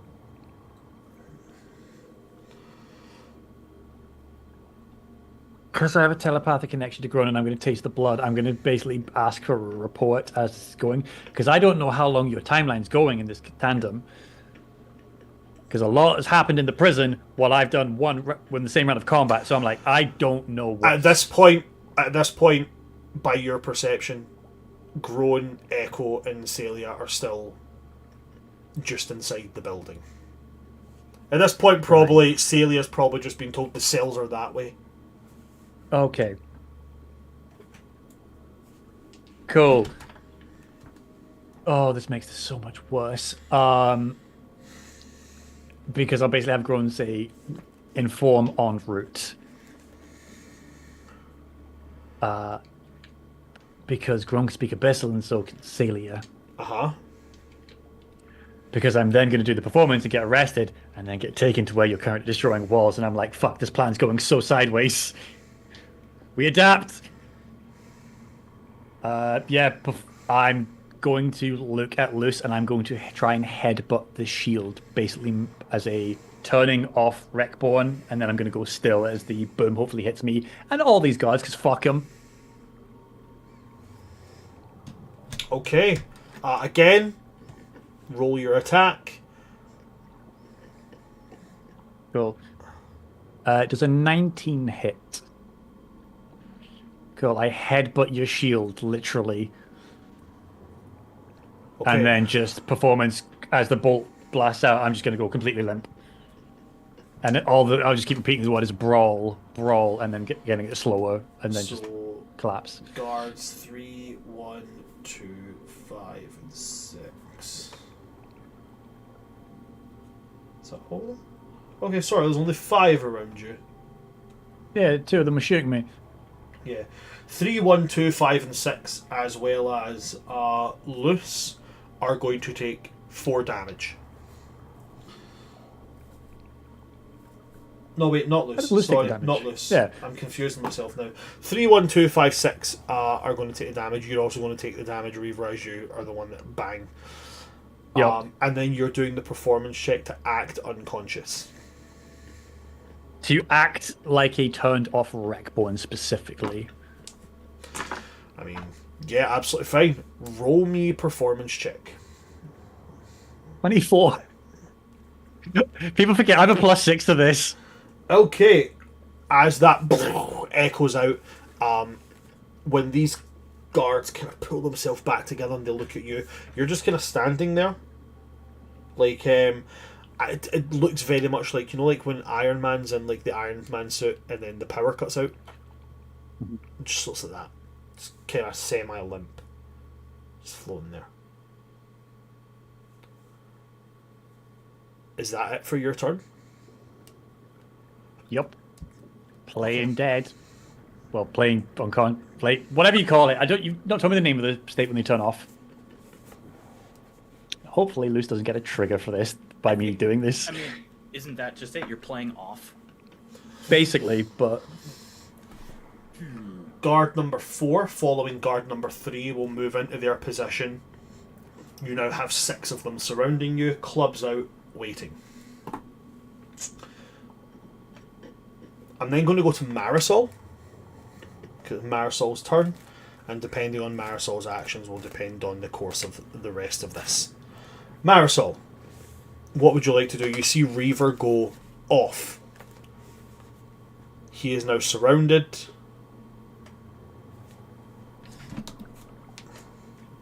What would you like to do?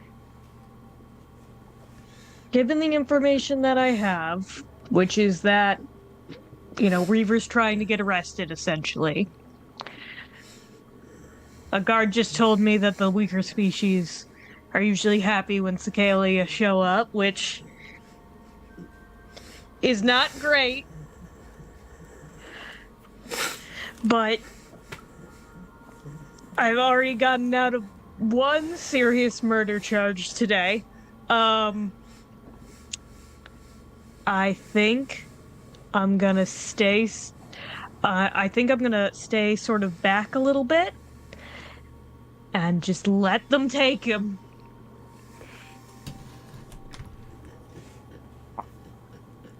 So you're just allowing Reaver to be taken? Yeah. Okay. These 6 guards move in, and each of them with 2 tentacles each, just grabbing onto part of him. He's essentially now, Reaver, you're completely restrained. fine, no resistance. And they start to make their way, taking Reaver with them. Marisol, you're choosing to do nothing except let them take him?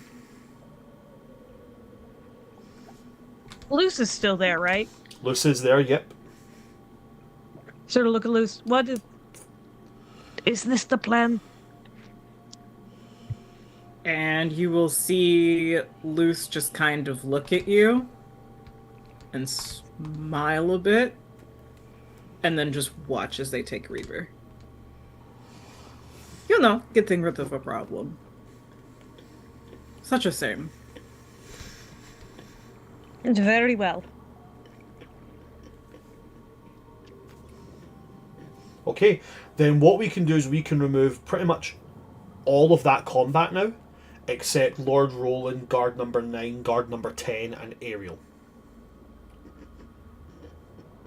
Speaking of which, after Marisol, it's going to go to guard number 10. Again, bonus action, turn trident into taser, bang bang. Fires both shots at you. That is a nat 20 on the first. And the second one would be a 16, which I believe doesn't hit.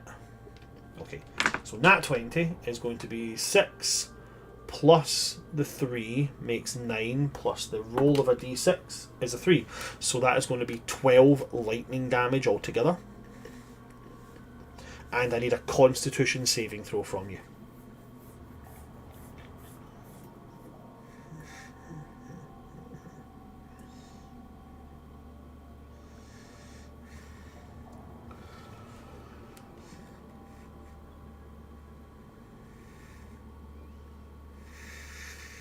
Uh, 19. 19, you're fine, you do not go prone. I mean, we were above water. We were like floating in water, aren't we? Yeah. So then that's going to go back to the top of the initiative order, but as we get to the end of that combat, I would like to go to... oh wait, no, just going to quickly double check our time. I am going to go to. I'm going to choose to take our 15-minute break there. When we come back, we're going to be going to Echo and Celia to continue their antics inside the jail cell. So yeah, we are going to take a 50-minute break as we're coming out of most of the combat. Do not go anywhere, folks, and we will see you all in 15 minutes for the culmination of these events.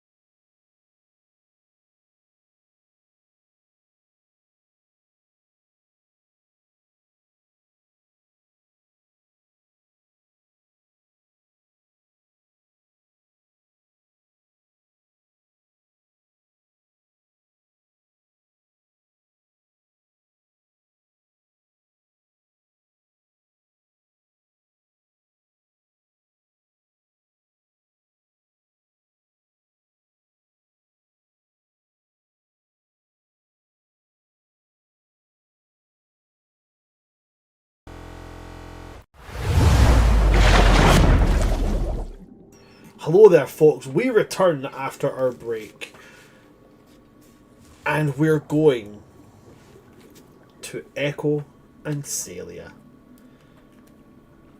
Are you just continuing your assault against the building? So I'm gonna tell you what the whole goal is, and we can go from there. So Echo's end goal is to obviously get into the cell, right? But in that process is attempting to break shit as much as possible, because one cell of escaped targets is one target. Multiple cells of escaped targets are multiple targets. Okay.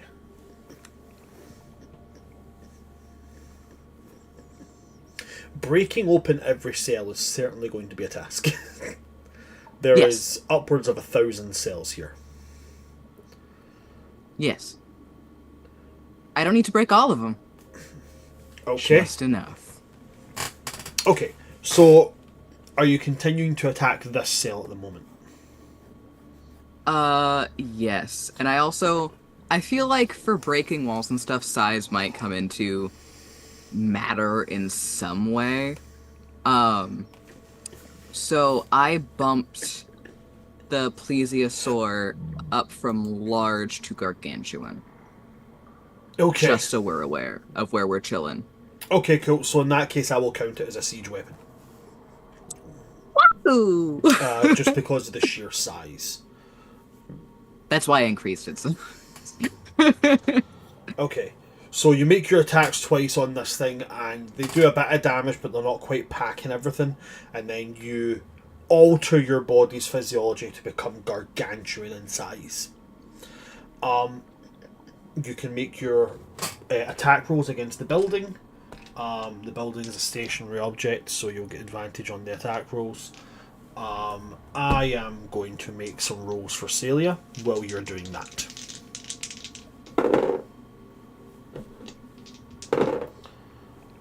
That's 21. 21 will That hit. one's another 16. The 16 won't hit. Or the 16 will not be an attack that... Oh wait, no, hold on. Stone. Holding. It hit last time, which is why I'm confused. I thought it was a 19 last time to hit. So, no. Okay, cool, that was my fault. Then I'll lower the AC by 1. I obviously misheard you. I'll lower the AC by 1 then.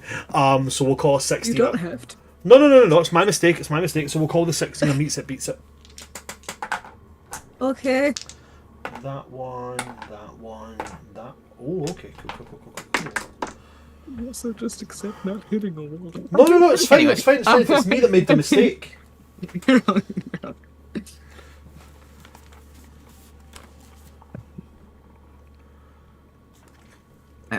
So you double all your damage because of your size. You count as a siege weapon. So that's 21 doubled. 21 doubled becomes... Is that already doubled, or is it needing doubled? It's needing doubled. Okay, so 21 becomes 42. And then 18 doubled. 36, 36. which is 78 total. Very quiet. It's a 17 total. Am I quiet? No, you just No, sounded you just despondent. just It so was. Just 78 total. It's like you've been counting it up and know it's 4 points away from 100 damage and went, oh, it's not a round number. Yeah. I've been awake a long day. Gotcha. Okay, so by 1 point on the threshold, its hull points are depleted and you're able now to crash right through. The membrane falls down, holding all of the bits of debris together because the membrane doesn't tear whatsoever. But as this whole framework comes down, the cell opens up. I'm gonna add the mutation of unnatural voice And Echo is going to look between the prisoners and Celia, and is going to go, door's only as strong as the wall around it. This weird, deep voice. Please use a sore voice. It's all fucked up. Yeah. I have because does this finish Echo's work mode? Because you completed your task. They have not completed their task. Cool. Double checking. At which So to point, get them out. so as you break through, you will hear Malith's voice immediately be like, I genuinely did not think there would ever be a point where I would be pleased to see you trying to attack something within a direct vicinity to me. But oh gods above, I am happy to see you. Moradin, you hear Moradin's voice next, and goes, is that your friend? That's the little shapeshifty one, right? Yeah, that's him. And that's the one... That's the guy. Yes, that is the guy who uses magic. Right. Okay. And then Moradin is going to turn to you. Do you understand me when you are like this? No. I don't know how this... Evidently you do. Thank you very much for busting us out. Now I'm going to have to ask you to do us a massive favour.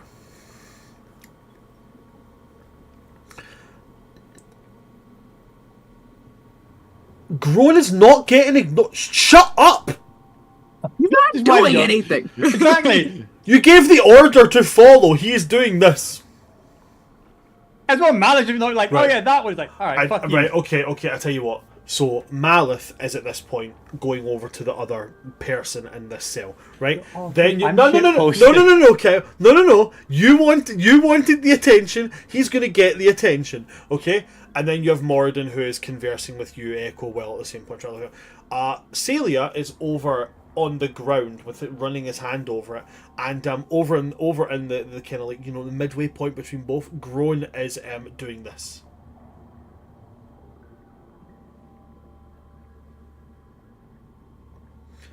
I will update you on Groan's actions as we unfold. Wonderful. I literally was making the joke, Malith. This whole jailbreak. Still ignoring me, I see. Also, Gron will be giving the party an update, which will be, I'm on my way with 6 people carrying me. Don't know why you want to let that information go to the party. That will be explained. Okay. So, as Celia's looking around, Moradin is going to, you know, come over to you, Echo, and like look around you and be like, which part is your shoulder? Because I don't want to, like, you know, pat your head. That seems quite, you know, demeaning. Echo with this long ass neck just like leans down. Like, you could into his swallow face this man for a whole second. right now. Like, just leans into his face, snorts out bubbles like at him, and then kind of sighed like a giraffe, like gestures over. Okay. And then As you pulls out like that. gesture over, he will... I'm just good job, thank you very much. I appreciate it wholeheartedly. Usually I would show respect by patting... Never mind. Okay, so here's the thing. We need to get into the Lord of Justice. We need to get into his office. We need to get into his area. Can you do what you did there to the floor?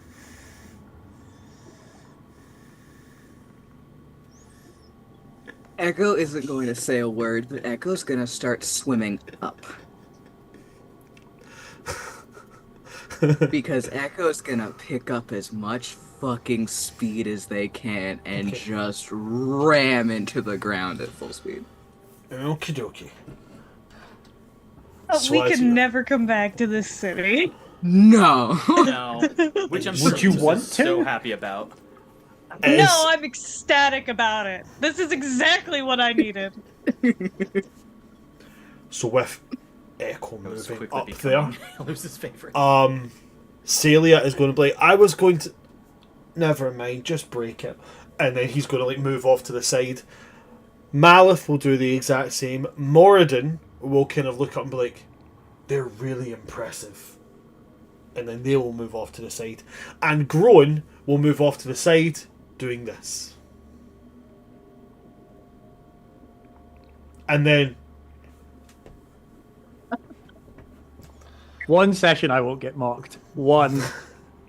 You did this to yourself. that session will Literally be the because- Also- that session will be the session when you're not here because it's in between Reaver being dead and your new character coming in.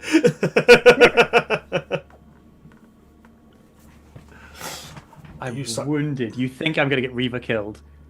And it's at the point that you reach kind of like kind of where you came in, and you turn down and start to plummet. That is when Groan is going to turn in an abyssal, convey the information that Reaver's on his way, being carried by 6 guards.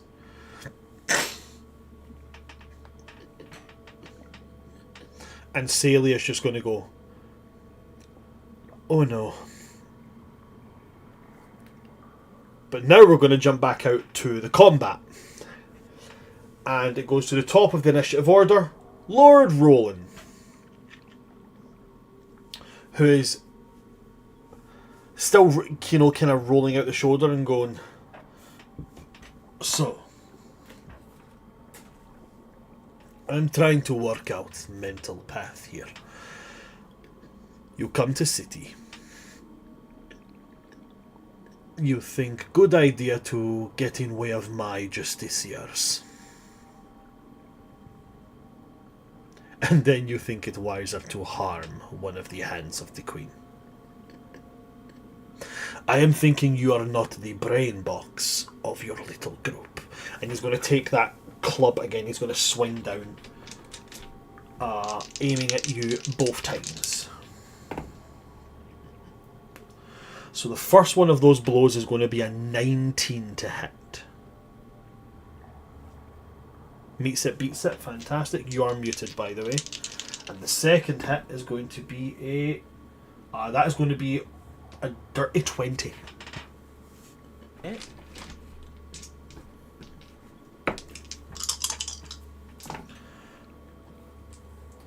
So that is 5 and 3 is 8. 8 plus 6 makes 14 plus 2 is 16 plus the modifier, which is plus 5 plus 4.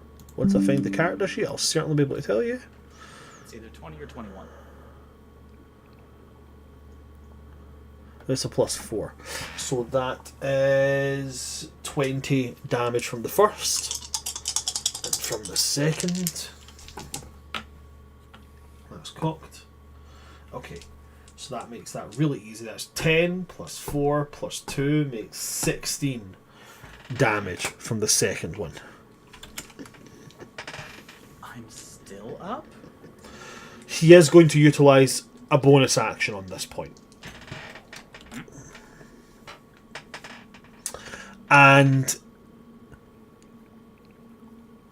he is going to lash out with 2 of his tentacles. And I need you to make a say your choice. You get to choose either acrobatics or athletics. Acrobatics, please. Okay, he has to use athletics as he's initiating.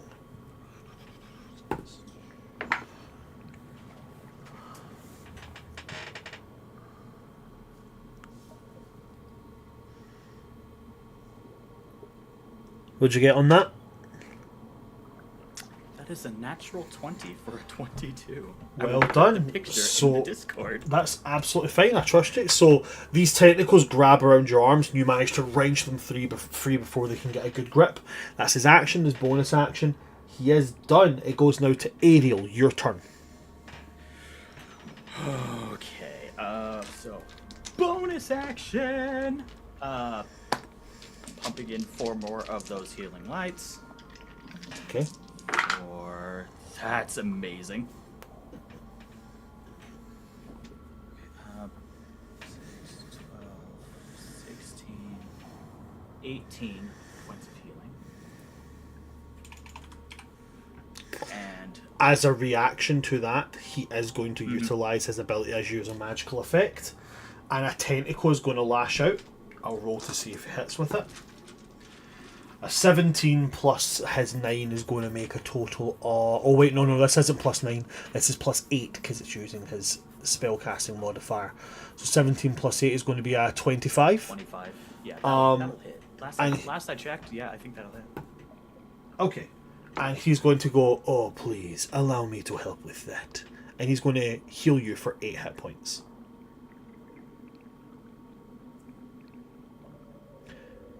And then he's going to look you in the eye and grin a little bit and say, we wouldn't want this to be too easy now, would we?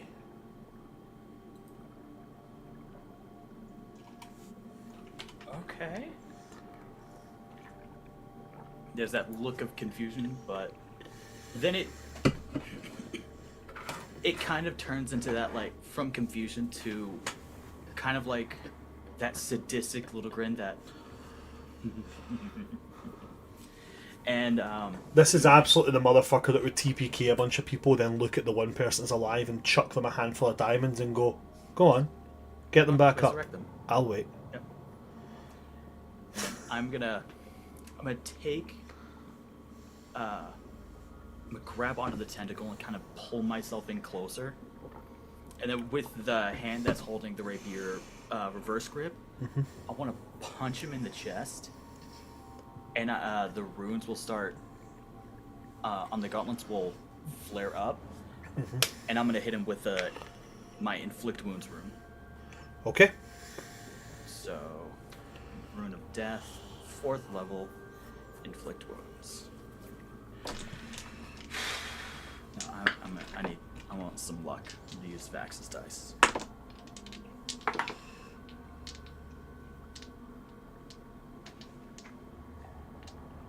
No.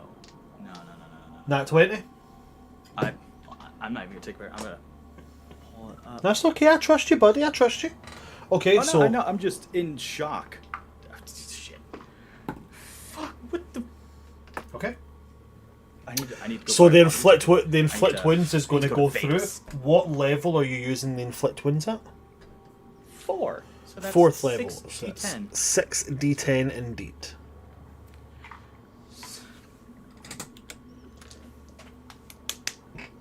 Oh, I'm awake. What the fuck? Right. Roll your damage. Okay, well that's why. Okay, so 2, 4, 5, 15. So that's 22 points of necrotic damage.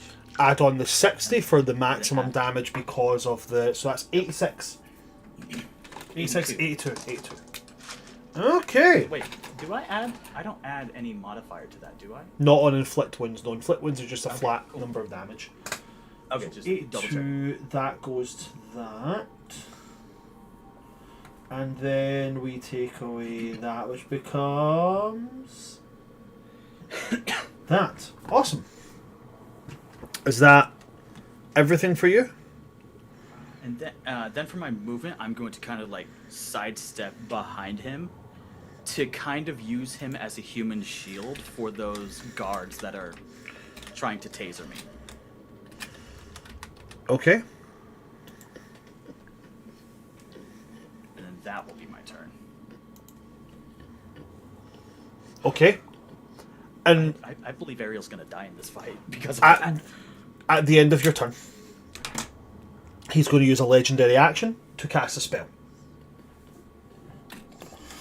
And Bound he phase is... 2. What?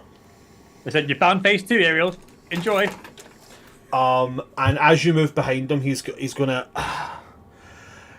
Very good. I am impressed. And 4 of his tentacles are going to and latch on.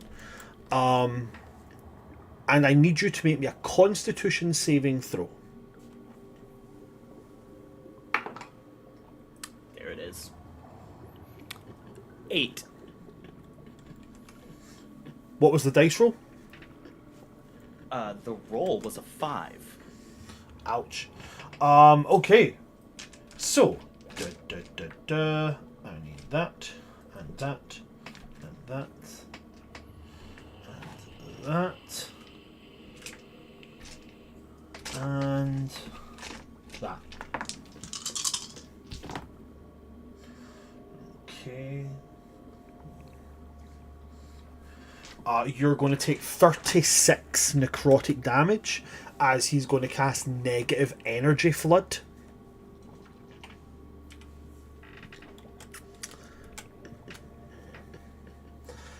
And as he grabs hold of you and pulses it through, like the tentacles grip hold of you, and where they're touching goes like numb, as if it was like frostbitten.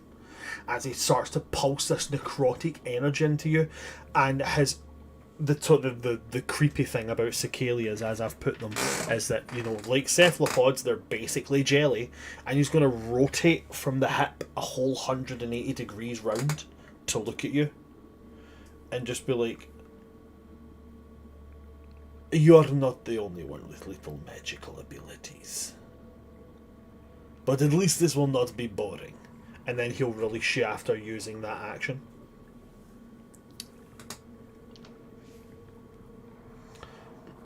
We're in single-digit time. At that point, it's going to go to guards number 9 and guards number 10, who are basically just going to fan around. And they'll use their blasts. So that is going to be 2 attacks from each. Well, that's a nat 1, so that can go away. That's an 8, so that can go away, I know that for a fact. The number 10, that'll also go away. So that's going to be a 19 plus the 4, makes a total of 23. So only one's going to go through. Boom, boom, shake the room. That is a 6 plus 4, 10. Okay, so you said you had 9 hit points left? Mm-hmm. Okay, so these are purely for the purpose of stunning. They are non-lethal damage. When they bring you to 0, you go down. You're not in death saving throws. You are stable, but you are unconscious. Okay? At the point that they move around you and they blast 3 times, you dodge one, dodge another, bat another one away. But as you bat the other one away, you open up your torso and bang! It strikes into your chest. And as your vision starts to blur, as this pulsing electricity is going through you, the last thing you see is one of Roland's tentacles grabbing you and just lifting you up with this almost like head-cocked, kind of disappointed look of like, "Well, I guess you tried your hardest." And then they start to move off, taking you with them. Before I go back to Echo and Celia, I want to go to Roland moving towards Luce and Marisol, dragging. At this point, as he gets close to you, he's essentially just dragging Ariel behind him. And he gets to you and he goes, "I would like to thank you for your efforts in helping us to detain these criminals. You did very well." I would like to give you my apologies for getting in the way. I am not used to fighting alongside those who are efficient. I mainly do most of the work whenever I have to fight. I'm good at not getting hit most of the time. But that does prove to a disadvantage if I am not familiar with tactics. But I am still young, so I am still learning. So this was a learning experience, and I thank you grandly for that. See, that is why I appreciate your mentality. Everything is a learning experience, especially from your betters. And he's going to hold up Ariel and go, "This one will perhaps learn the hard way." And he's going to turn and look at Marisol and go, "Is this another one of your pets?" Yes. This one is trained better. Well, The Rackborn is a lost cause. We cannot hold you responsible for the silly behaviors of those who do not know better. it is. Well, you might not hold myself responsible. I do hold myself responsible in some kind of way. But, so if there is any advice you would like to give me on how to better recruit, because obviously with me not being full Sicalian, having other Sicalians work with me is a little bit harder. Is there a lesser species that you would recommend I recruit from now on? I have had great experience recruiting from the dragon turtles. They are stupid and slow, but they are hardy. My executioner was one of them. Then I shall trust your judgment, oh dear Lord of Justice. You know, I like you. Come, follow me. I have something I would like to show you. And he starts to pull Ariel along the way, and he turns and looks to Marisol and is like, your pet is also welcome to join. I know how nervous they can get when their owners are not nearby. You were very kind. Thank you so much. What would happen if Homelander existed underwater? I know! I've been calling this motherfucker Homelander since I met him. It is partially the inspiration. The other parts was, I don't know if anybody's ever read the Hydra Secret Wars. Yes! Captain America, but Captain Hydra. Yes! Trust me, all of my nerd radar shit is going off. The alarms are red. With you guys now heading towards the Hall of Justice, Ariel being brought along, I'm gonna go to Echo. Echo, you're currently plummeting down as fast as you can towards the ground, right? Yeah. Yeah, okay. The goal is to get through first and foremost. But if they happen to get through in a large way that leaves a lot of cracks and things start breaking, oh no. So, but yeah, no. They're trying to get through. it's certainly going to weaken the structure, but this is a 200-foot diameter. So I have no delusions that this is gonna bring down this fucking place. None. Hurtling down, and eventually you get to a point where you're like 10 feet away from colliding, and you just see Celia going, roll to hit with advantage. Even if they had heard in time, they would not have stopped. I am in for a penny, in for a pound. This is happening. I don't think they could have fucking stopped if they wanted to. What? I mean, a plesiosaurus hitting terminal velocity is probably not going to slow down all that quick. Oh. Okay. And he is not able to cast a spell high enough to stop that. That's a 21. 21's absolutely going to hit. Terminal velocity, we're going to say... I will take damage from this. If that, I'm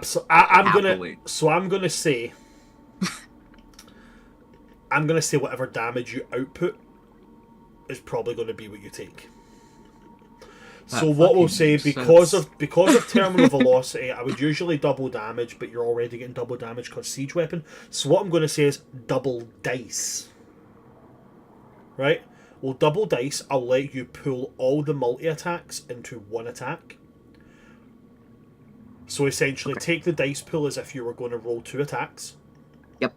Double that dice pool, and roll that. Essentially, as if you were making 2 attacks in one go. Siege weapon will come into play as well, so you'll get... Oh, jeez, that always happens. Sorry, the brace on the back of my chair went away and I dipped. Yeah, that seems a bit fair to me. Double dice, double damage, whatever damage you take. Whatever damage you deal, you will take. Okay. Alright, so I got 6. Ugh, this is disgusting. I drink water and now I feel better. Ugh. Is this how what that works. Is this what it's like to be healthy? It's so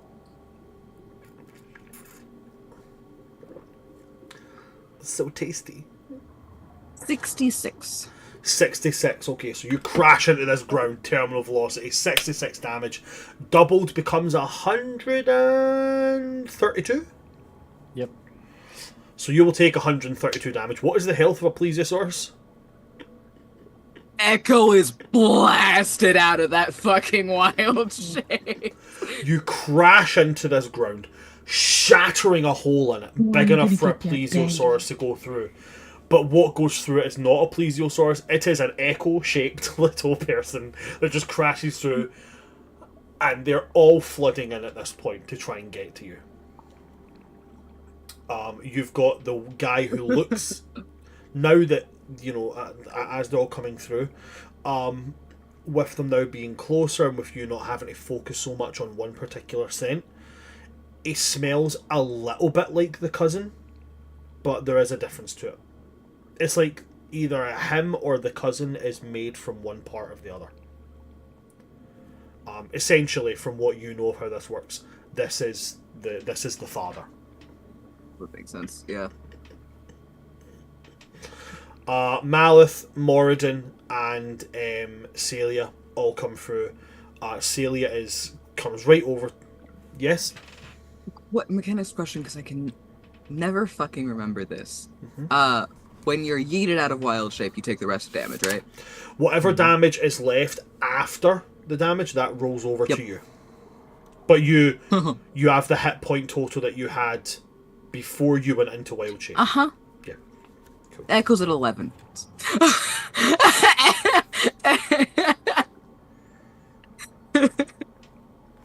So Echo gets through this, is blasted out of wild shape, and is kind of floating there, just like...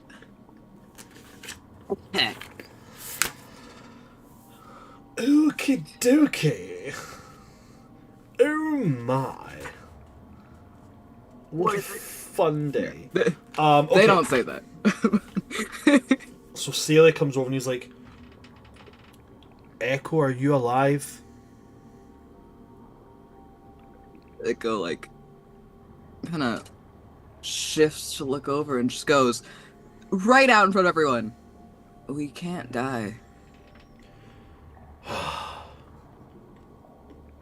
I really hope that that's true. And they're going to, like, lean down to try and, like, you know, get you up. Echo will accept the help, and kind of shake themselves. And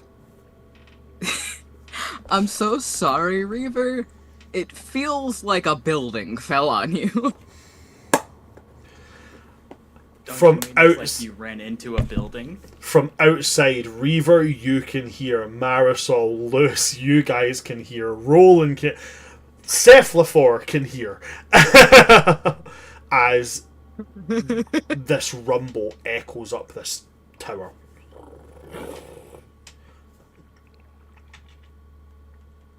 Oh no! It fell. I understood that reference. I understood that reference. Where you are right now, Echo, is like it's like a small additional, like, don't know how to put it, as like corridor, but with no doors except two. One door is very, very easily labelled as storage. This would be presumably where they would put prisoners' equipment and such. The other one is the Lord Justicier's office.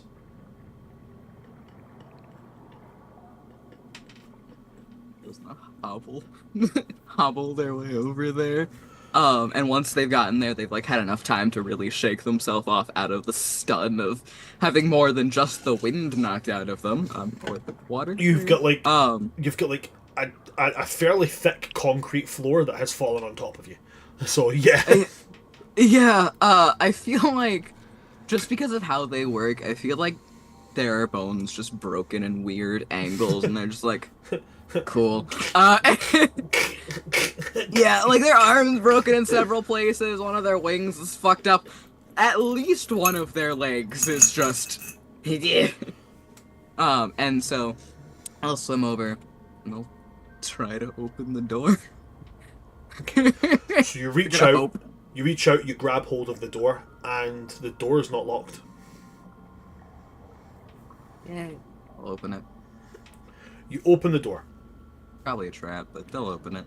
Inside is a fairly well kept office.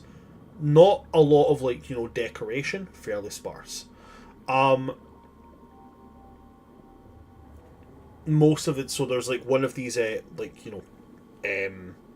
it's similar to the heat vents that you have on the surface where they what they use is fireplace and such, except this seems to be more arcane generated.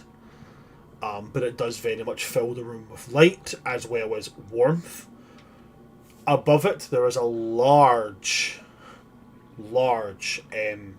painting, portrait of some descript, most likely done of arcane means, of what you can definitely see as Lord Roland, but without his crown, without his gauntlets, without anything like that, just like a very Cephalian nobility attire.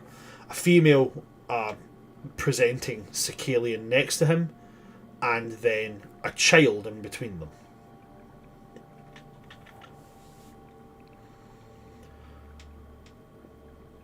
There is a book closed over.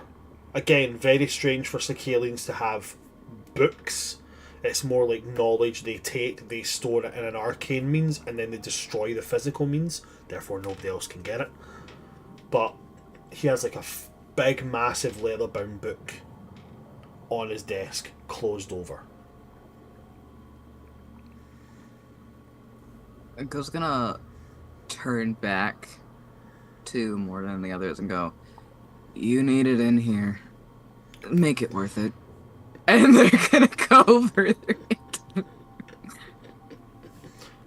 So, as Moradin moves in, so does Malith, and he's like, "Oh, what am I looking for?" And Moradin just goes, anything remotely that says about any connection between the 12 Hands and this place, and you can feel them echo kind of towards you. If Echo could roll eyes, they'd be rolling their eyes.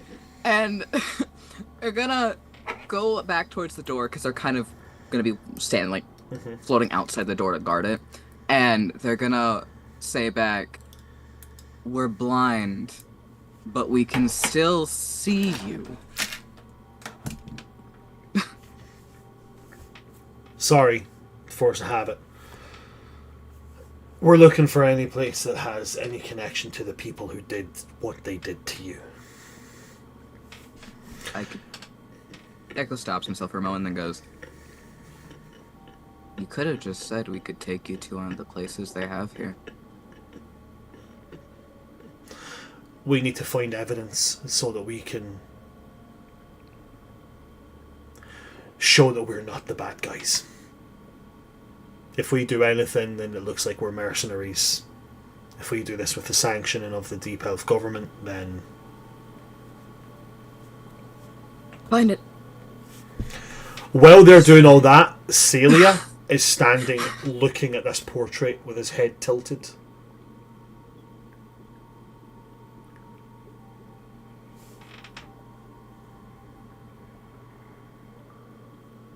And it's at that point that would it be? It probably would be knowing his fucking luck.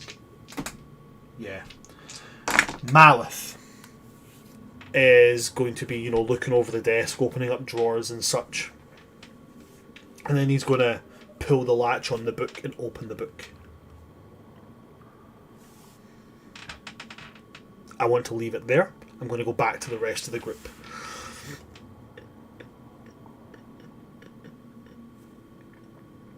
As you're brought into the Hall of Justice, Reaver, they wait for you, and Lord Roland catches up, and you're able to briefly detect that Ariel is being dragged unconscious.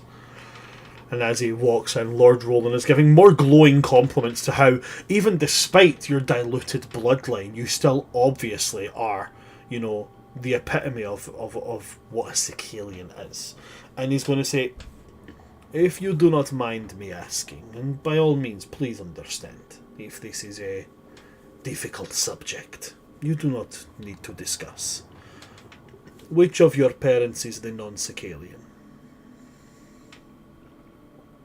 I do not consider them to be my parents anymore since they abandoned me. But my father would be the one. And as I am I'm currently in the process of grieving the loss of having parental figures in my life, since being abandoned will leave you with an unpleasant taste on your soul.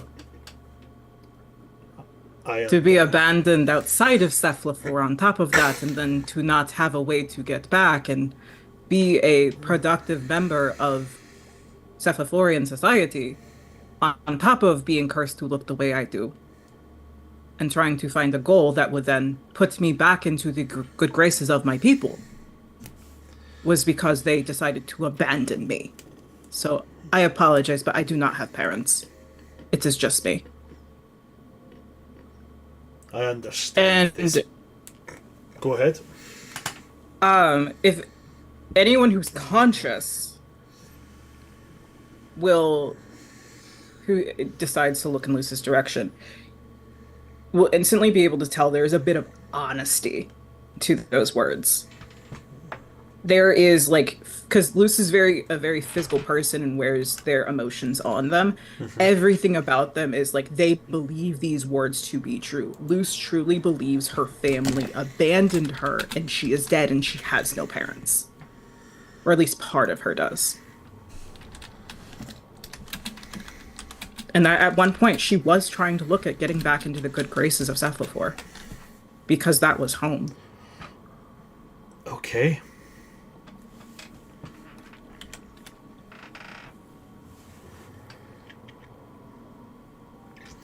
He is going to smile, but this smile isn't one of his, painted on ones. This one's quite grim. And he says, I understand the pain which you discuss. By this point, you've reached the cells, and you guys can now see the mass amount of cells here. You see, I had a child. She was my world, my everything. He goes over the edge and he starts to swim down.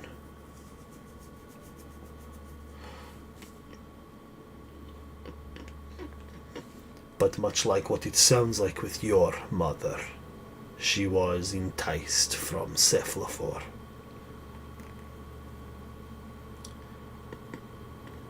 She threw it all away. And now I no longer have a daughter. This is why it is important for us Cephalians to stick together, to bring people back here.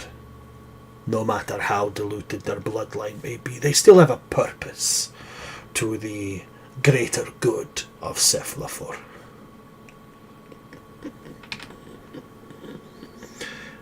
And as he gets down and down and down, he goes, I do still think about her sometimes.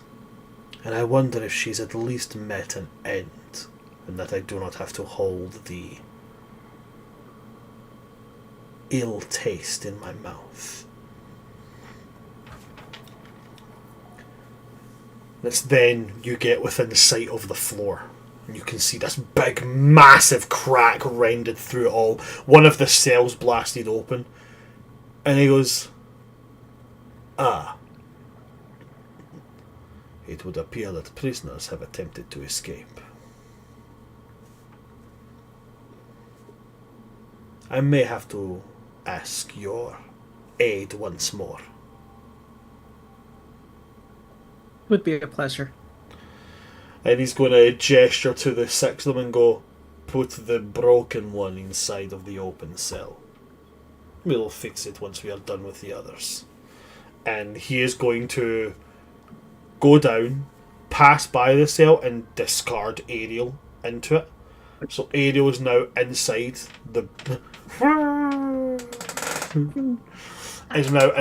broken cell. Reaver, you are also placed inside of that.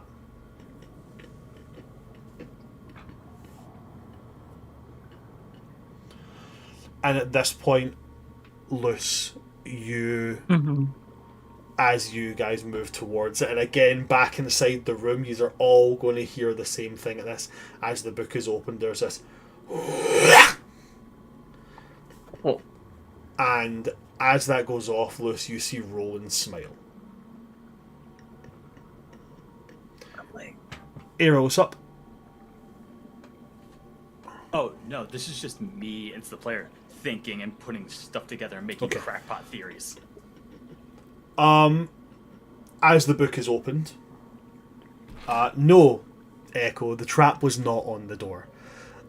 The trap was on the book. Fun little thing I like doing, glyph of warding on a bunch of pages. Yep. Yep. Make an atom bomb. Malith, once again, taking L's. I rolled the investigation checks for everybody.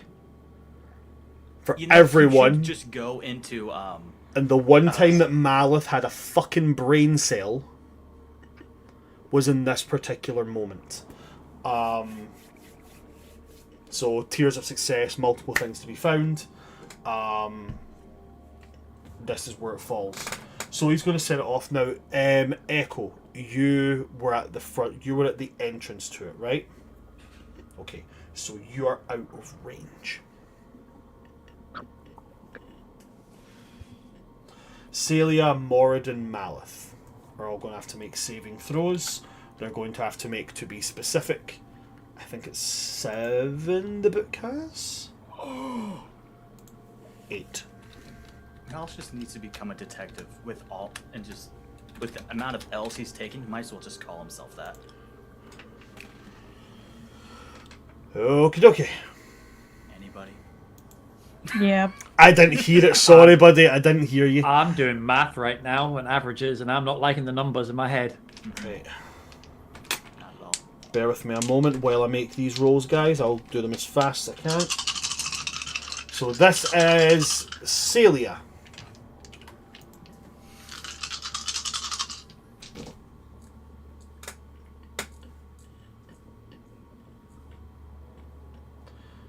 One fail.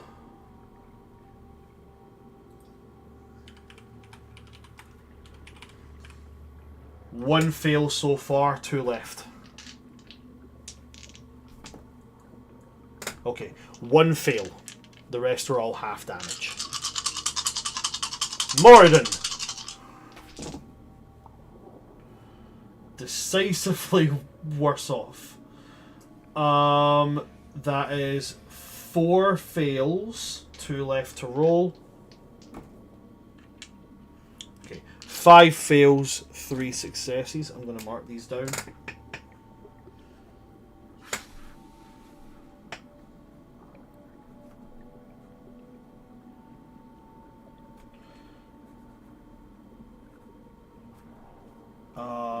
What did I say there? 5 fails.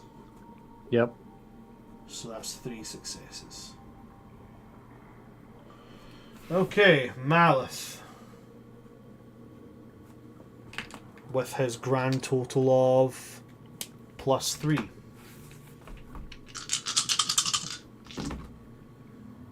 One, 2, 3, 4 successes. Okay. Set them aside. 4 successes, 4 fails. One of those fails is a critical fail. Okay. So now to roll the damage. I need how many d6s? Will I break my computer if I do this? 8d6. It's 56d6 per person. 56d6. Will I break my dice will I break my computer if I do this? Do keep in mind you need to do the rolls separately though, because of your saves. I know. like having a dad. I'm gonna give us a shot. Let's see if it works. Okay, it does work. Okie dokie. So, Celia on the first lot of those numbers. This is the great thing I like about this. See, doing it through Google, I can actually see the lineup of which numbers are coming on which. So it comes up in rolls of 8.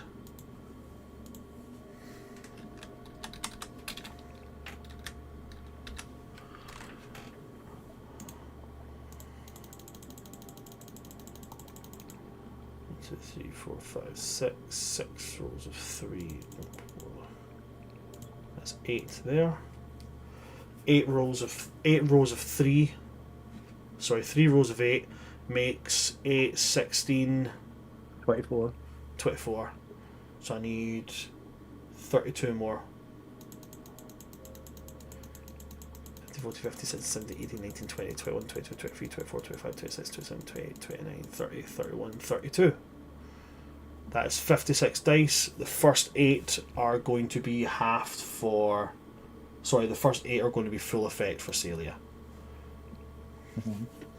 6, 6, 5, 4 makes a total of 21, 25, 29, 32, 37. So 37 take away from the total damage there. Where's 19. There's my phone there. No, wait, hold on, because I need to do this first. This is how I'm doing this math, and it works perfectly well in my head. So, 32 is the normal damage. Sorry, 37. So we go the total damage, take away that, divided by 2. Sorry, what? Don't want to interrupt your math. I'm just going to DM you something. Okay, cool. That take away that is that. Okay, cool. I'm going to divide that by that. Cool. And then we add that. Cool. So Celia takes 115 damage.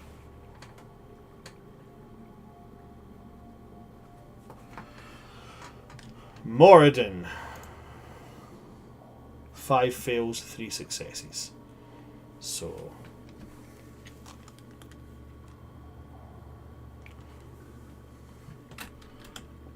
I hate math. Do apologise, guys. I'm doing this as fast as I can. I'm very sorry. You're fine.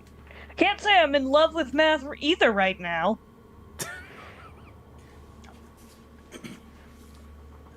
This is bad. Right.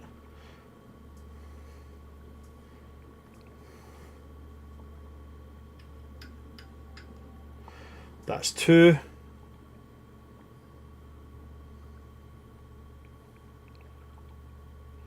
Okay, cool. So that's that. Then I do that, take away that. Equals that, do that, do that, do that, do that, do that. Cool. Moradin takes 141 psychic damage, which means that both of them are down. Celia poofs out of existence.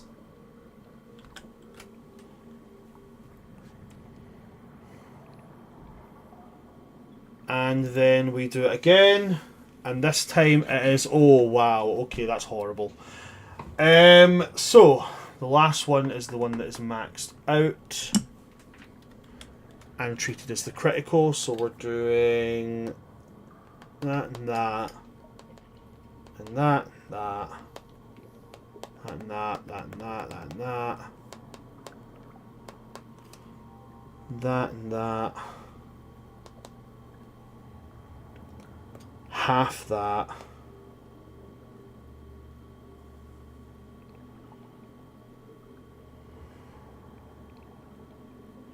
Okay, cool.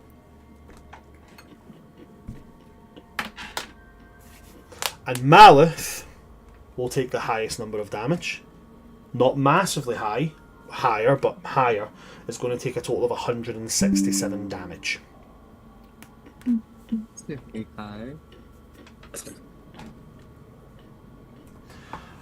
Echo, with your unique form of perception, all you hear is this massive, shrill, like high-pitched whistle. As you're outside of the range, that's all you hear from it. But you immediately see Moradin and Malith and Celia grab hold of their heads. Moradin and Malith fall to the ground. Celia, you just watch disappear. It literally looks like, being torn from the middle and dissipating. Remind me, who has the necklace? Okay. Luce, you can't see inside the room yet at this point, but you do feel that necklace suddenly go cold.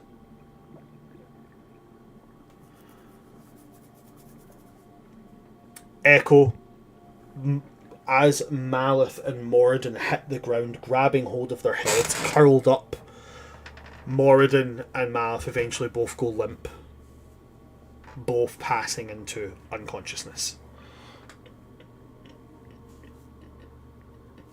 I would like to see Echo's reaction first, and then I'm going to come to the rest of the party here.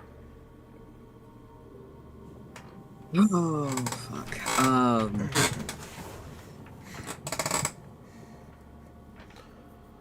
What Echo is going to do...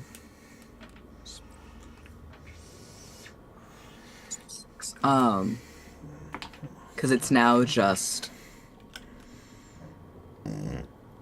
Who's left in the room? It's Malith, Moradin, and... Malith. He's not dead. Nor dead, but like... So Malith and Moradin... Neris's father didn't enter the room. Okay. He's cool. outside slumped against the wall because he's injured, so he's out of the range of it as well. Right. Echo is going to physically drag him into the room. Okay. I hope he gets real chill with Echo real fast. But Echo is dragging him into the room. And Echo is going to stand. I'm being beeped at. Beep! Beep! It's mad at me! Anyway, Echo is going to stand, or float, I guess, directly between Moradin and Malith. And that's where Echo's also gonna drop Neris's dad. And Echo is going to, cast Healing Spirit. Okay. Which... this... very soft green light actually ends up emanating from them.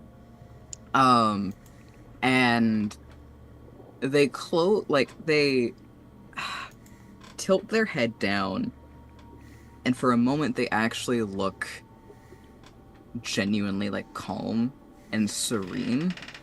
And this entity shows up next to them, and it's a formless kind of entity, but it almost looks like them, but not. Mm-hmm. And it goes and one by one reaches out to touch Moradin, and then to touch Malith, and that is going to heal. I'm going to use its most of its charges on them. They're going to get 2 each, and then Echo is also going to get 2. So let me roll that healing. Okay, so for Moradin, who's the first one, that's 15. Uh-huh. For Malith, who's the second one, got fucked, that's 9.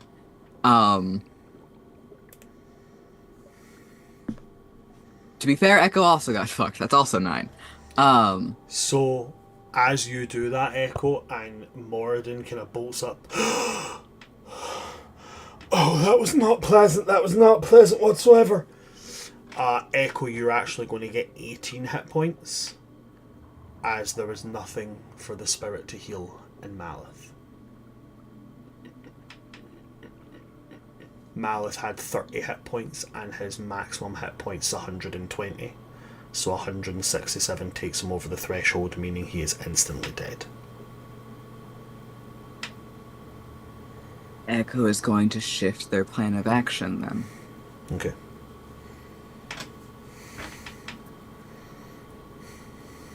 Because Echo is not marketed as a healer. But that doesn't mean they can't do it. Okay. And so... Yep. Echo is going to attempt to combine two things.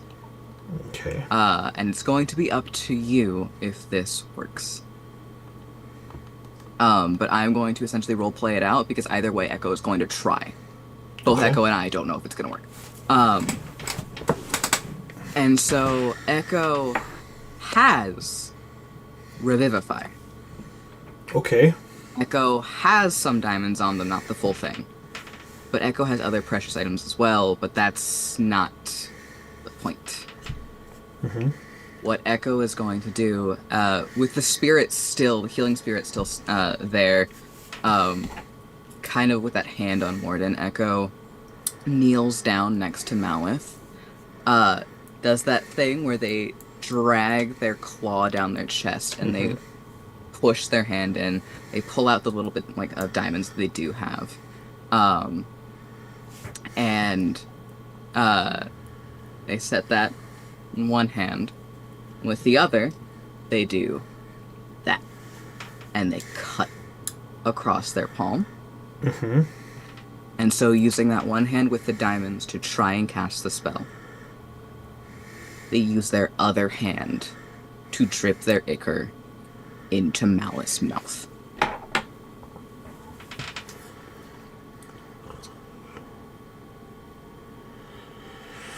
I will also say, if this doesn't work, one, that's totally fine. It's something both Echo and I are trying. Two, if it doesn't work, if it works but with consequences, also, totally fucking cool. There is no wrong decision here.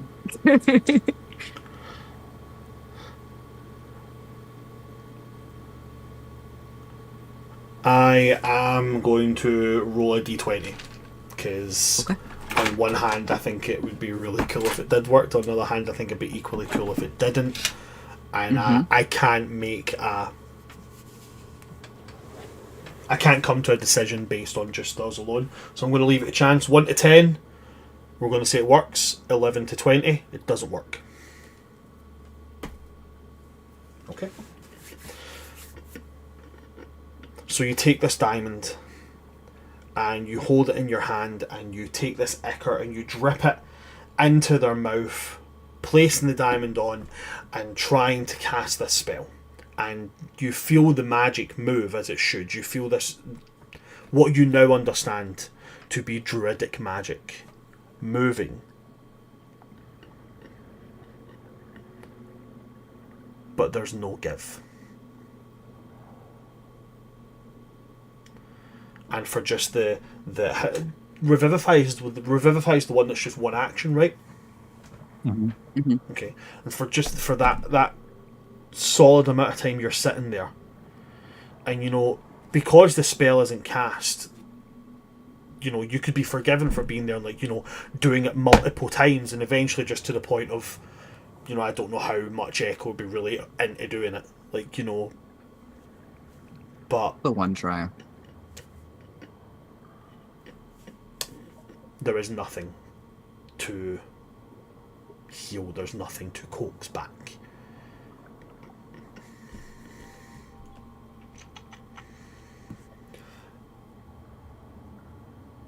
And it's at that point that Roland is going to come, and as he takes in the scene around you, just kind of He should know better to go looking through other people's private belongings.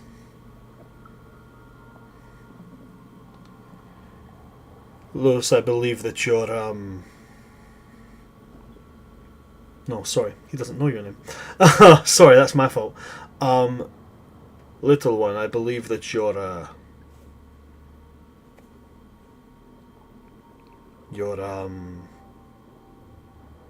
what is the word that you use for this one? Your hound? Friend. Friend. It would appear that your friend has caught those trying to escape. What is your usual reward that you give? Freedom. Echo. Commence as you would like, my friend.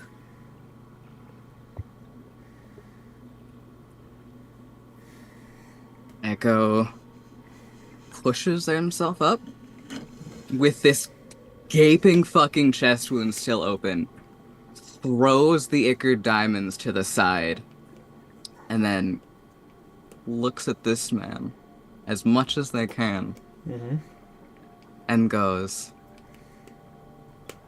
"You're about to learn how we escaped the first time."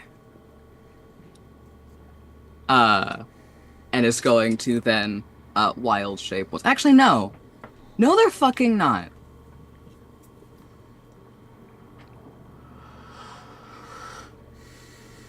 I think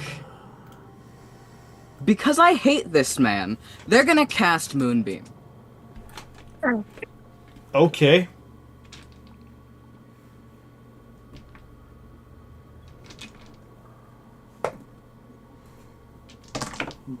You cast Moonbeam. That's a dex save? Con save. Con save. Ooh. That's not a high number. And I can't remember what their con save is. Do they have... I'm assuming they do, because most of your boss level guys have the thing. Do the thing. Legendary resistance. No. If you've got legendary actions, you usually have legendary resistances. Yeah, but he does have the... Okay, that's not an any better number. Yeah, it does have legendary, but I don't like using them. They feel cheap. See if he does it. Okay, fuck it. I fucking hate using these things, but I'm a slave to the dice. He is going to use a legendary resistance on that. I know it's cheap. I don't like doing it.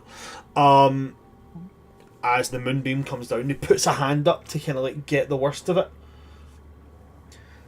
And as it crashes into roll your damage for half damage. 40. 40. Okay, so half that damage is going to be 20 radiant. I do understand. Yes. Radiant it is indeed. So that will go to that. Okay. And then bonus action is going to wild shape. Bonus action, wild shape. Okay, wild shaping into...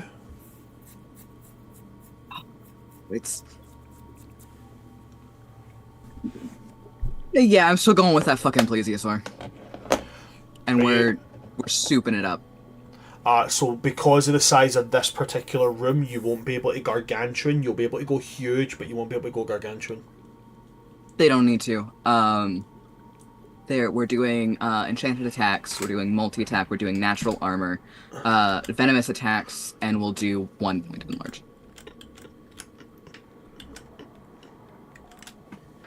They're gonna shit into this. Reaver, you're able to feel Echo going in for the attack. Marisol, Luce, you guys can now see inside the room. I am going to come back to Echo for the beginning of that combat after I get these decisions here. Ariel, I'm going to come to you before I go to Echo as well, so just bear with me on that one. I want to start with Marisol and Luce, as you guys can see rolling inside here. For a hot backtrack moment, as soon as the fucking bomb book went off, and Roland smiles and tells Luce to follow him, Luce would have told Marisol to guard that cell that Reaver and Ariel are in, and Marisol can take that however the fuck she wants, but she also does not have to follow these rules. It was more just for posterity's sake of, I want all the glory. Give me the glory of fighting alongside this man, this awful, awful man. So, yes. Yeah. So that was kind of that whole thing. Can I see my father and dead friend? You can indeed. Hold on, somebody's cashed in. I give Moradin health. Oh my god. So The patron? it was indeed. So Moradin's gonna get back 4, Patron, I love 3, you. 2, 2 plus 4. 4 and 3 makes 7, plus 4 makes 11, plus 4... Yep, 15. So Moradin gets back another 15 hit points. Thank you. There was also a nat 20 that was given in, but for some reason the sound alert didn't go off. So Ariel, the next time that you have a saving throw to make, you have an instant nat 20 to use on it. Yes, you can see Moradin barely holding it together, and you can see Malif's body limp on the ground. I have a question, just for some shenaniganery. Yes. Instead of taking the nat 20, could I have a spell slot instead? You are currently unconscious, so you would not be able to use it. I mean, yeah, right now.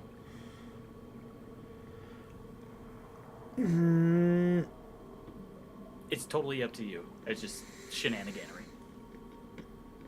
I'm gonna say no on that one because it's very specific on that. It gives you a nat 20. So Fair. Fair. Luce, to you. Yeah. I don't get hit in Moonbeam. That's a 1 square kind of thing, right, It's a Echo? 5-foot thing. That's a 1 That's- square kind of thing. That's a fuck you in particular kind of thing. Yeah. Yes. Cool. Making sure I'm not getting smacked with a moonbeam on accident by being in proximity. Really the first damage I took in a while. I think as soon as, because now the ruse is going to be up, because Echo just attacked. The ruse was kind of up as soon as Luce called Echo friend, for Luce at least. And now it's just sees Malith dead, sees Moradin on death's door, glimpses over and sees what is probably another family member, also very injured. And it's kind of the way that Luce speaks in this moment is true to my logic of how the way Luce normally speaks was made. Mm-hmm. It is that tone of keeping in that Cephalian accented common, then blending back into her normal way of speaking. Okay. And it's her basically talking through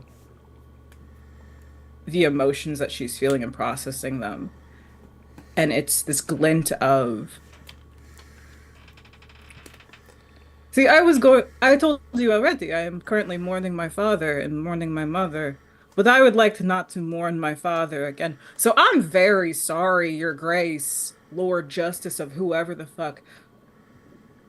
But your inclinations about the lesser infiltrating Cephalophor was in fact correct. And I would like to fucking rage. Who pops Marisol's up in the back behind like me? Let's motherfucking go. Marisol's in the back like, that's my girl! If you'll allow me to do it without making a roll, I'd like to do something for the sake of story. What pops up behind you is a Cephalian. And you know what? It could be 2. So I want you to roll me any dice you pick. Fuck. Any dice you pick, odds and evens. It can be any number of dice, it can be any God. size, any whatever. Odds and evens. What This did is I a- roll for the encounter dice? Was that a D12? Was it a D8? Do you mean random encounter? the random encounter where I got this fuck ass Homelander motherfucker. Oh, that was a him. D12. D12. No, Cool. it was. It was a D8. It was a D8, Tom. You're very right. Sorry. D8. Was it D8? All right. Odds. D8. Odds 1, even 2. That's what I'm putting in my head right now. Well, it's an even. Okay, And I rolled a even, 2. So even is number 2. Okay, fantastic. Even as you rage and this guardian pops out the back of you, the ancestral guardian that pops out the back of you is very familiar to you and your perception. It's your mother. Mm-hmm. And she pops out in these tentacles almost forming like a halo around her and flips open a book. And as she does that, Roland tilts his head, narrows his eyes. Sarah? Oh, great. I found more family in a fucked up way. This is just on par for how my life is going. Apparently, you're my fucking grandfather. I knew it. Sorry. Do you say that out loud? I do. Okay. And so, as you say that out loud, his face like goes, the entire body pulses red. And then he's going to look to Moradin, and he's going to go, so this? It will be good to end my daughter's disgrace once and for all. It's a perfect Glimmertide family reunion, ain't it? I fucking love it, but at the same point, he's like, so he's got Echo from one side, he's got you in front, cool, awesome, fantastic. Hold that thought. I'm going to jump now to Marisol with that rage. Marisol, you can hear all this going. You've been told to wait here. There are currently 6 guards standing around like, what the fuck is going on? You have Neris's father at this point. No, Echo took him into the room. Never mind. You've got an unconscious Ariel, Reaver pretending to be unconscious, and you're not pretending. Well, we're not at you. I'm waiting for my turn. Don't you worry. Reaver at this current moment in time pretending to be unconscious. Marisol, to you. So I hear Luz starting to speak in her regular voice. Sorry, one other Yes? thing, just that I've realised something, because Luce is the one with the necklace. You also, after that big bomb, you also feel the psychic connection to Feather disappear. Right. Do with that information. So, Marisol, he understands that, feels the connection go. Hears Luz speaking in her regular voice and says, "Oh, okay, it's time."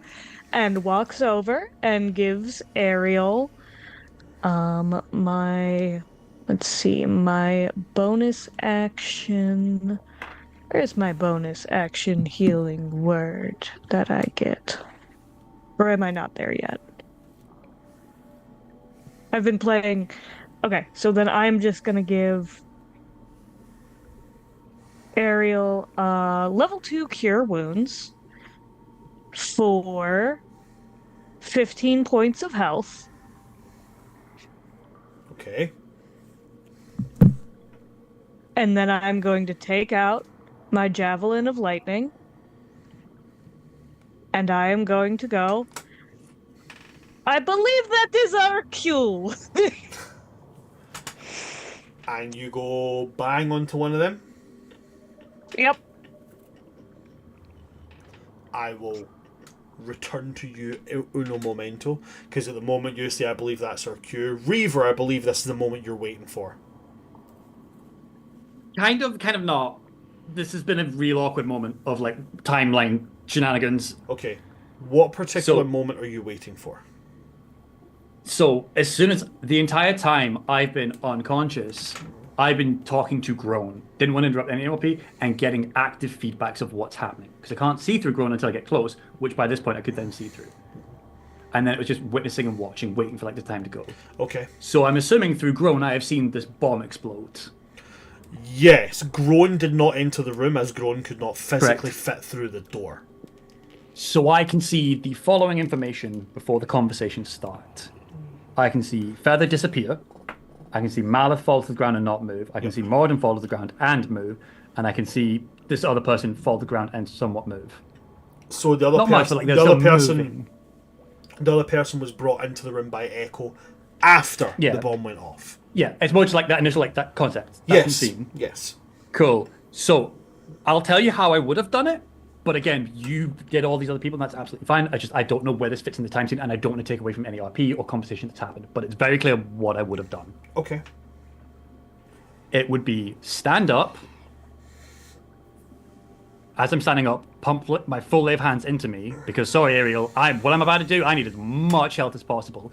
To the point I would go even for just it. simply said heal in a low growl to Marisol. Okay. Already on it. That would be, again, first round, because again, I'm thinking like with 1 minute of time. Float above where Roland is, and have Archie come out as I'm doing so, looking at the 6 guards and go, flee or die, your choice. Okay. So I think that can work in fairly well with Marisol's timing. And that'll... What's up? The only other, this is a passing comment as I'm going to do the thing. The thing is this. You gave me a new fancy fucking blade. How far up the shaft am I from Mr. Roland? So through the hole in the ground and towards where he is inside the room, you're talking about 45 feet of movement. Oh, easily good, cool. I thought it was a 200-foot shaft. Let's go. No, you guys are at the bottom of the shaft. But I thought I was at the top because I got thrown into an open cell. No, you get thrown into the open cell that was down at the bottom. There were the Oh, door okay. that was Either way, this still broken off. works. This makes it so much simpler. Blade out, blade point down, free action, fall on top of him to drive it So through he's him. inside the office, so you'd have to go down, in, up, then down. Spectre. Fair, actually, yeah. Just going through it. Okay, cool. He killed Celia. He dies. Okay, cool. So, right. I don't know when Moonbeam happens. I don't know when the conversation happens. I know just how don't this. know yeah. I know how this can all work in. I know how this is all going to work in. This is all going to work in fine. Ariel, you're brought back. Your whole, for lack of other way of saying it, free round will be waking up and getting up. Okay, but you are up. So now we're going to come to Echo. Echo, the moonbeam went down. It has done something, and then he's kind of pushed it off. You've seen Echo rage. Not Echo, you've seen Loose rage. Echo, you are now a plesiosaur again. What's your action at this point? It's... Hold on, I want to make sure I have the fucking thing correct. There is no other color to this plesiosaur than Viridian. And there is the spitting growls that should not come from a creature like this, coming from its throat and echoing around. The plesiosaur opens its mouth, and there's more rows of teeth than there should be, and venom's dripping from all of them. And Echo is going to use their actual action, to get up right to this man and go for the throat. Okay. Or go for his head more specifically, since they're big enough. Okay. So in that moment, that is when Reaver's going to come through the ceiling. And what that will do is, that will give the flanking action to Reaver. Are you making a cold shot on his head, Echo? Yes. Okay, so you'll be attacking with disadvantage.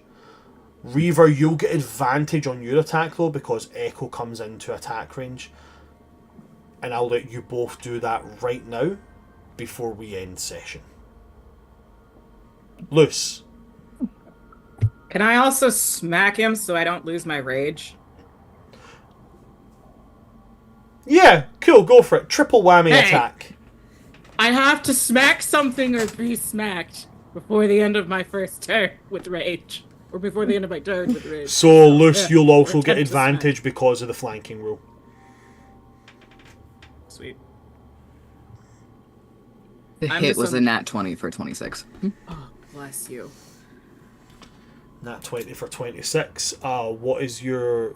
If you can roll me your damage for it.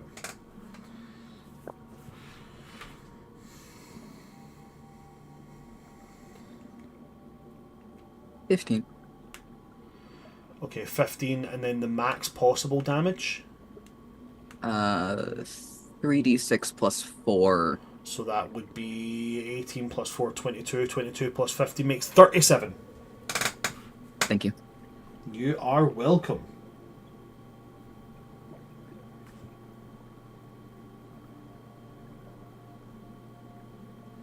What do I roll for the cold shot again? Would you roll for the what, sorry? Cold shot. Oh, cold shot. That is maximum damage. Oh, you've done the damage. Never mind. I get what you're saying now. The cold shot. So because it's a head, it's a D6. Okay, thank you.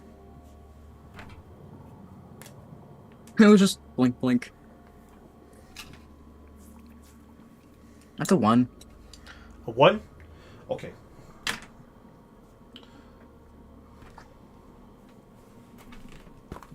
That's not a head. I was looking at that there going, he drops his weapon. I was like, that's the head.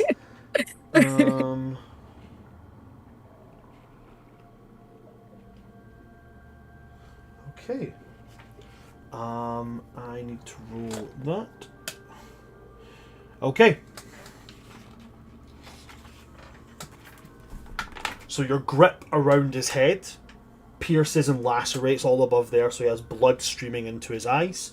I've rolled the d10 for the next 7 rounds. He has disadvantage on perception checks, and he cannot benefit from advantage caused by anything to do with sight. He can't do line of sight things. Essentially, his line of sight is fucked for 7 rounds as he's pushing blood out of his eyes. So his perception is low. He can now be surprised. If he was unable to be surprise attacked, he can be surprised. His line it counts as if he's in dim light, so his perception is already at disadvantage. For some reason, I had a feeling I'd written more than that, but that's all that's there. Okay, yeah. So he can't cast like spells that have a direct line of sight, that kind of thing. He can only cast area of effect spells. Perception checks disadvantage, and that's for 7 rounds. Yes, 7 rounds. Reaver, what was your attacks? I'm just working out the second one. Does an 18 hit? 18 is a meets it, beats it. Okay, so I'm just doing the second attack then, because the first one was a 20, 18 plus 7, 25. The second one was a total of 18. Okay. Luce, what about yours? Are you giving me both of my smacks? This is going to count as essentially a free round. So yes. Okay, cool. Then... Kyle, can you do my math for me real quick? Yeah, good. Go ahead. I'm ready. Cool. 16 plus 6. 22. 22. To hit for the first one. I'm also... Because I'm using first smack, reckless, 22. Okay. I already rolled the damage for it. It's gonna be... oh, fuck. My brain. It's going to be 10 points of slashing damage. He needs to make a DC 13 con save because this motherfucker should bleed. So that's the first one. Okay. Saved con. Okay. Second hit. Oh god, where'd that go? 19 to hit. Will hit. 12 plus 6. That's an 18. 12 plus 6? Yes. Beats it, beats it. Yeah, that number. You're good. That's also another 10 points of slashing damage, and then another con save. DC 13. That's cocked. He will also save that one. Sweet. And then bonus action shield bash. Bonus action shield bash, go for it. Well, let me flip to my shield bash page. Well, this is doing that. Kyle, total damage. 72. I need a 21 athletics or acrobatics contestation for the grapple as part of the weapon funny thing you gave me. Okay. And a con 14 save if they fail disadvantage on attacks until the end of their next turn. Both of those are saved. Cool. Shield bash doesn't hit. Shield bash doesn't hit. Okay. It's only a 12. So 72 damage from Reaver. Yep. And your damage No crits. from yours, Luce? 20 slashing damage. 20. But it should also be magical slashing damage because Tooth is a magical weapon. Yep, that's fine. Okay. It is on that, with those attacks coming through, with those being initiated, that we are going to end today's session. Next session we will be beginning, as we did here, with rolling initiative to fight Roland much earlier in the campaign than I thought we were going to fight him. Fuck this guy. Fuck this guy in particular, definitely. Also, Why is my family so awful? because this was supposed to be a slow burn revelation and be an end of arc thing. And you guys sped run the arc. So cool. Awesome. Jailbreak. I'm not scared at all. Thank you very much for coming to see us, everybody. I'm going to give you an after credit scene very, very quickly. It's going to be very, very quick. As these attacks all come in, and they lamp in, smack, smack, smack, smack, smack, the gauntlets that he's holding are going to pulse. And his body is going to swell. Not like changing his size, but like his musculature bulges out. As these gauntlets, the magic that comes from surges up that maul that he's wielding, and he suddenly drops it from a two-handed grip to a one-handed grip. Let us begin. That's where we'll end it for this week. Thank you for coming to see us today, folks. Thank you for my cast and their amazing decisions that give me aneurysms and heart palpitations on a weekly basis. If you enjoyed what you've seen here, please go check out all of our social medias at World Tree Quest, but don't look on our Twitter because we're not there anymore. That is getting deleted to fuckity fuck. But you can still check us out on Threads, on Instagram, on Blue Sky, which is where the majority of stuff is going to be, as well as on TikTok and YouTube. Go and follow all of them. Hit that subscribe button on everything, please. We would appreciate it muchly.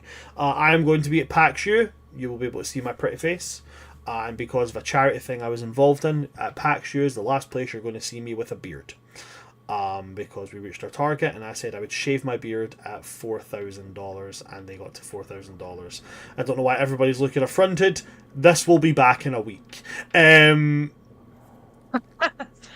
got some jokes to start writing.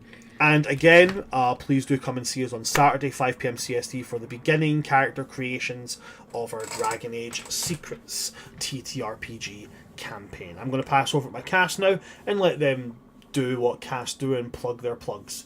So, Kyle, anything you would like to plug at all, buddy? Hello, I'm just Kyle. If you've been following the campaign, welcome. I have new things, which means I finally moved and I'm in a new place. So you can find me on Start Playing. I'll be back to full-time doing that chicanery and Chicago-y. That words are a thing, and I've been up so long today. I'm on hour 22. Let's go. you can find me start playing. I do currently Mondays, Tuesdays, and Sundays full campaigns. If you want to hire me for them, I'm going to be doing stuff with Gehenna Gaming at PAX. I'll be there as well. Come please say hello. I'll be doing stuff with them potentially on Start Playing as well in future. I'll be doing stuff with Daylight. I am so brain fried. Daylight Publications, please check them out. They're a wonderful community, and I'm getting to do some wonderful content writing with them. The wonderful Manus Diamonds also does some content with them, and they will deliver a much better explanation than me. I do apologize in that regard. Apart from that, it's a pleasure being in these campaigns. Please support World Request and support these other wonderful creators. I'm going to stop talking and turn the brain off.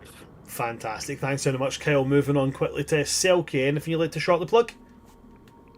I'm fucking here. You can find me everywhere at Selkie Cuff. I love you. Fantastic.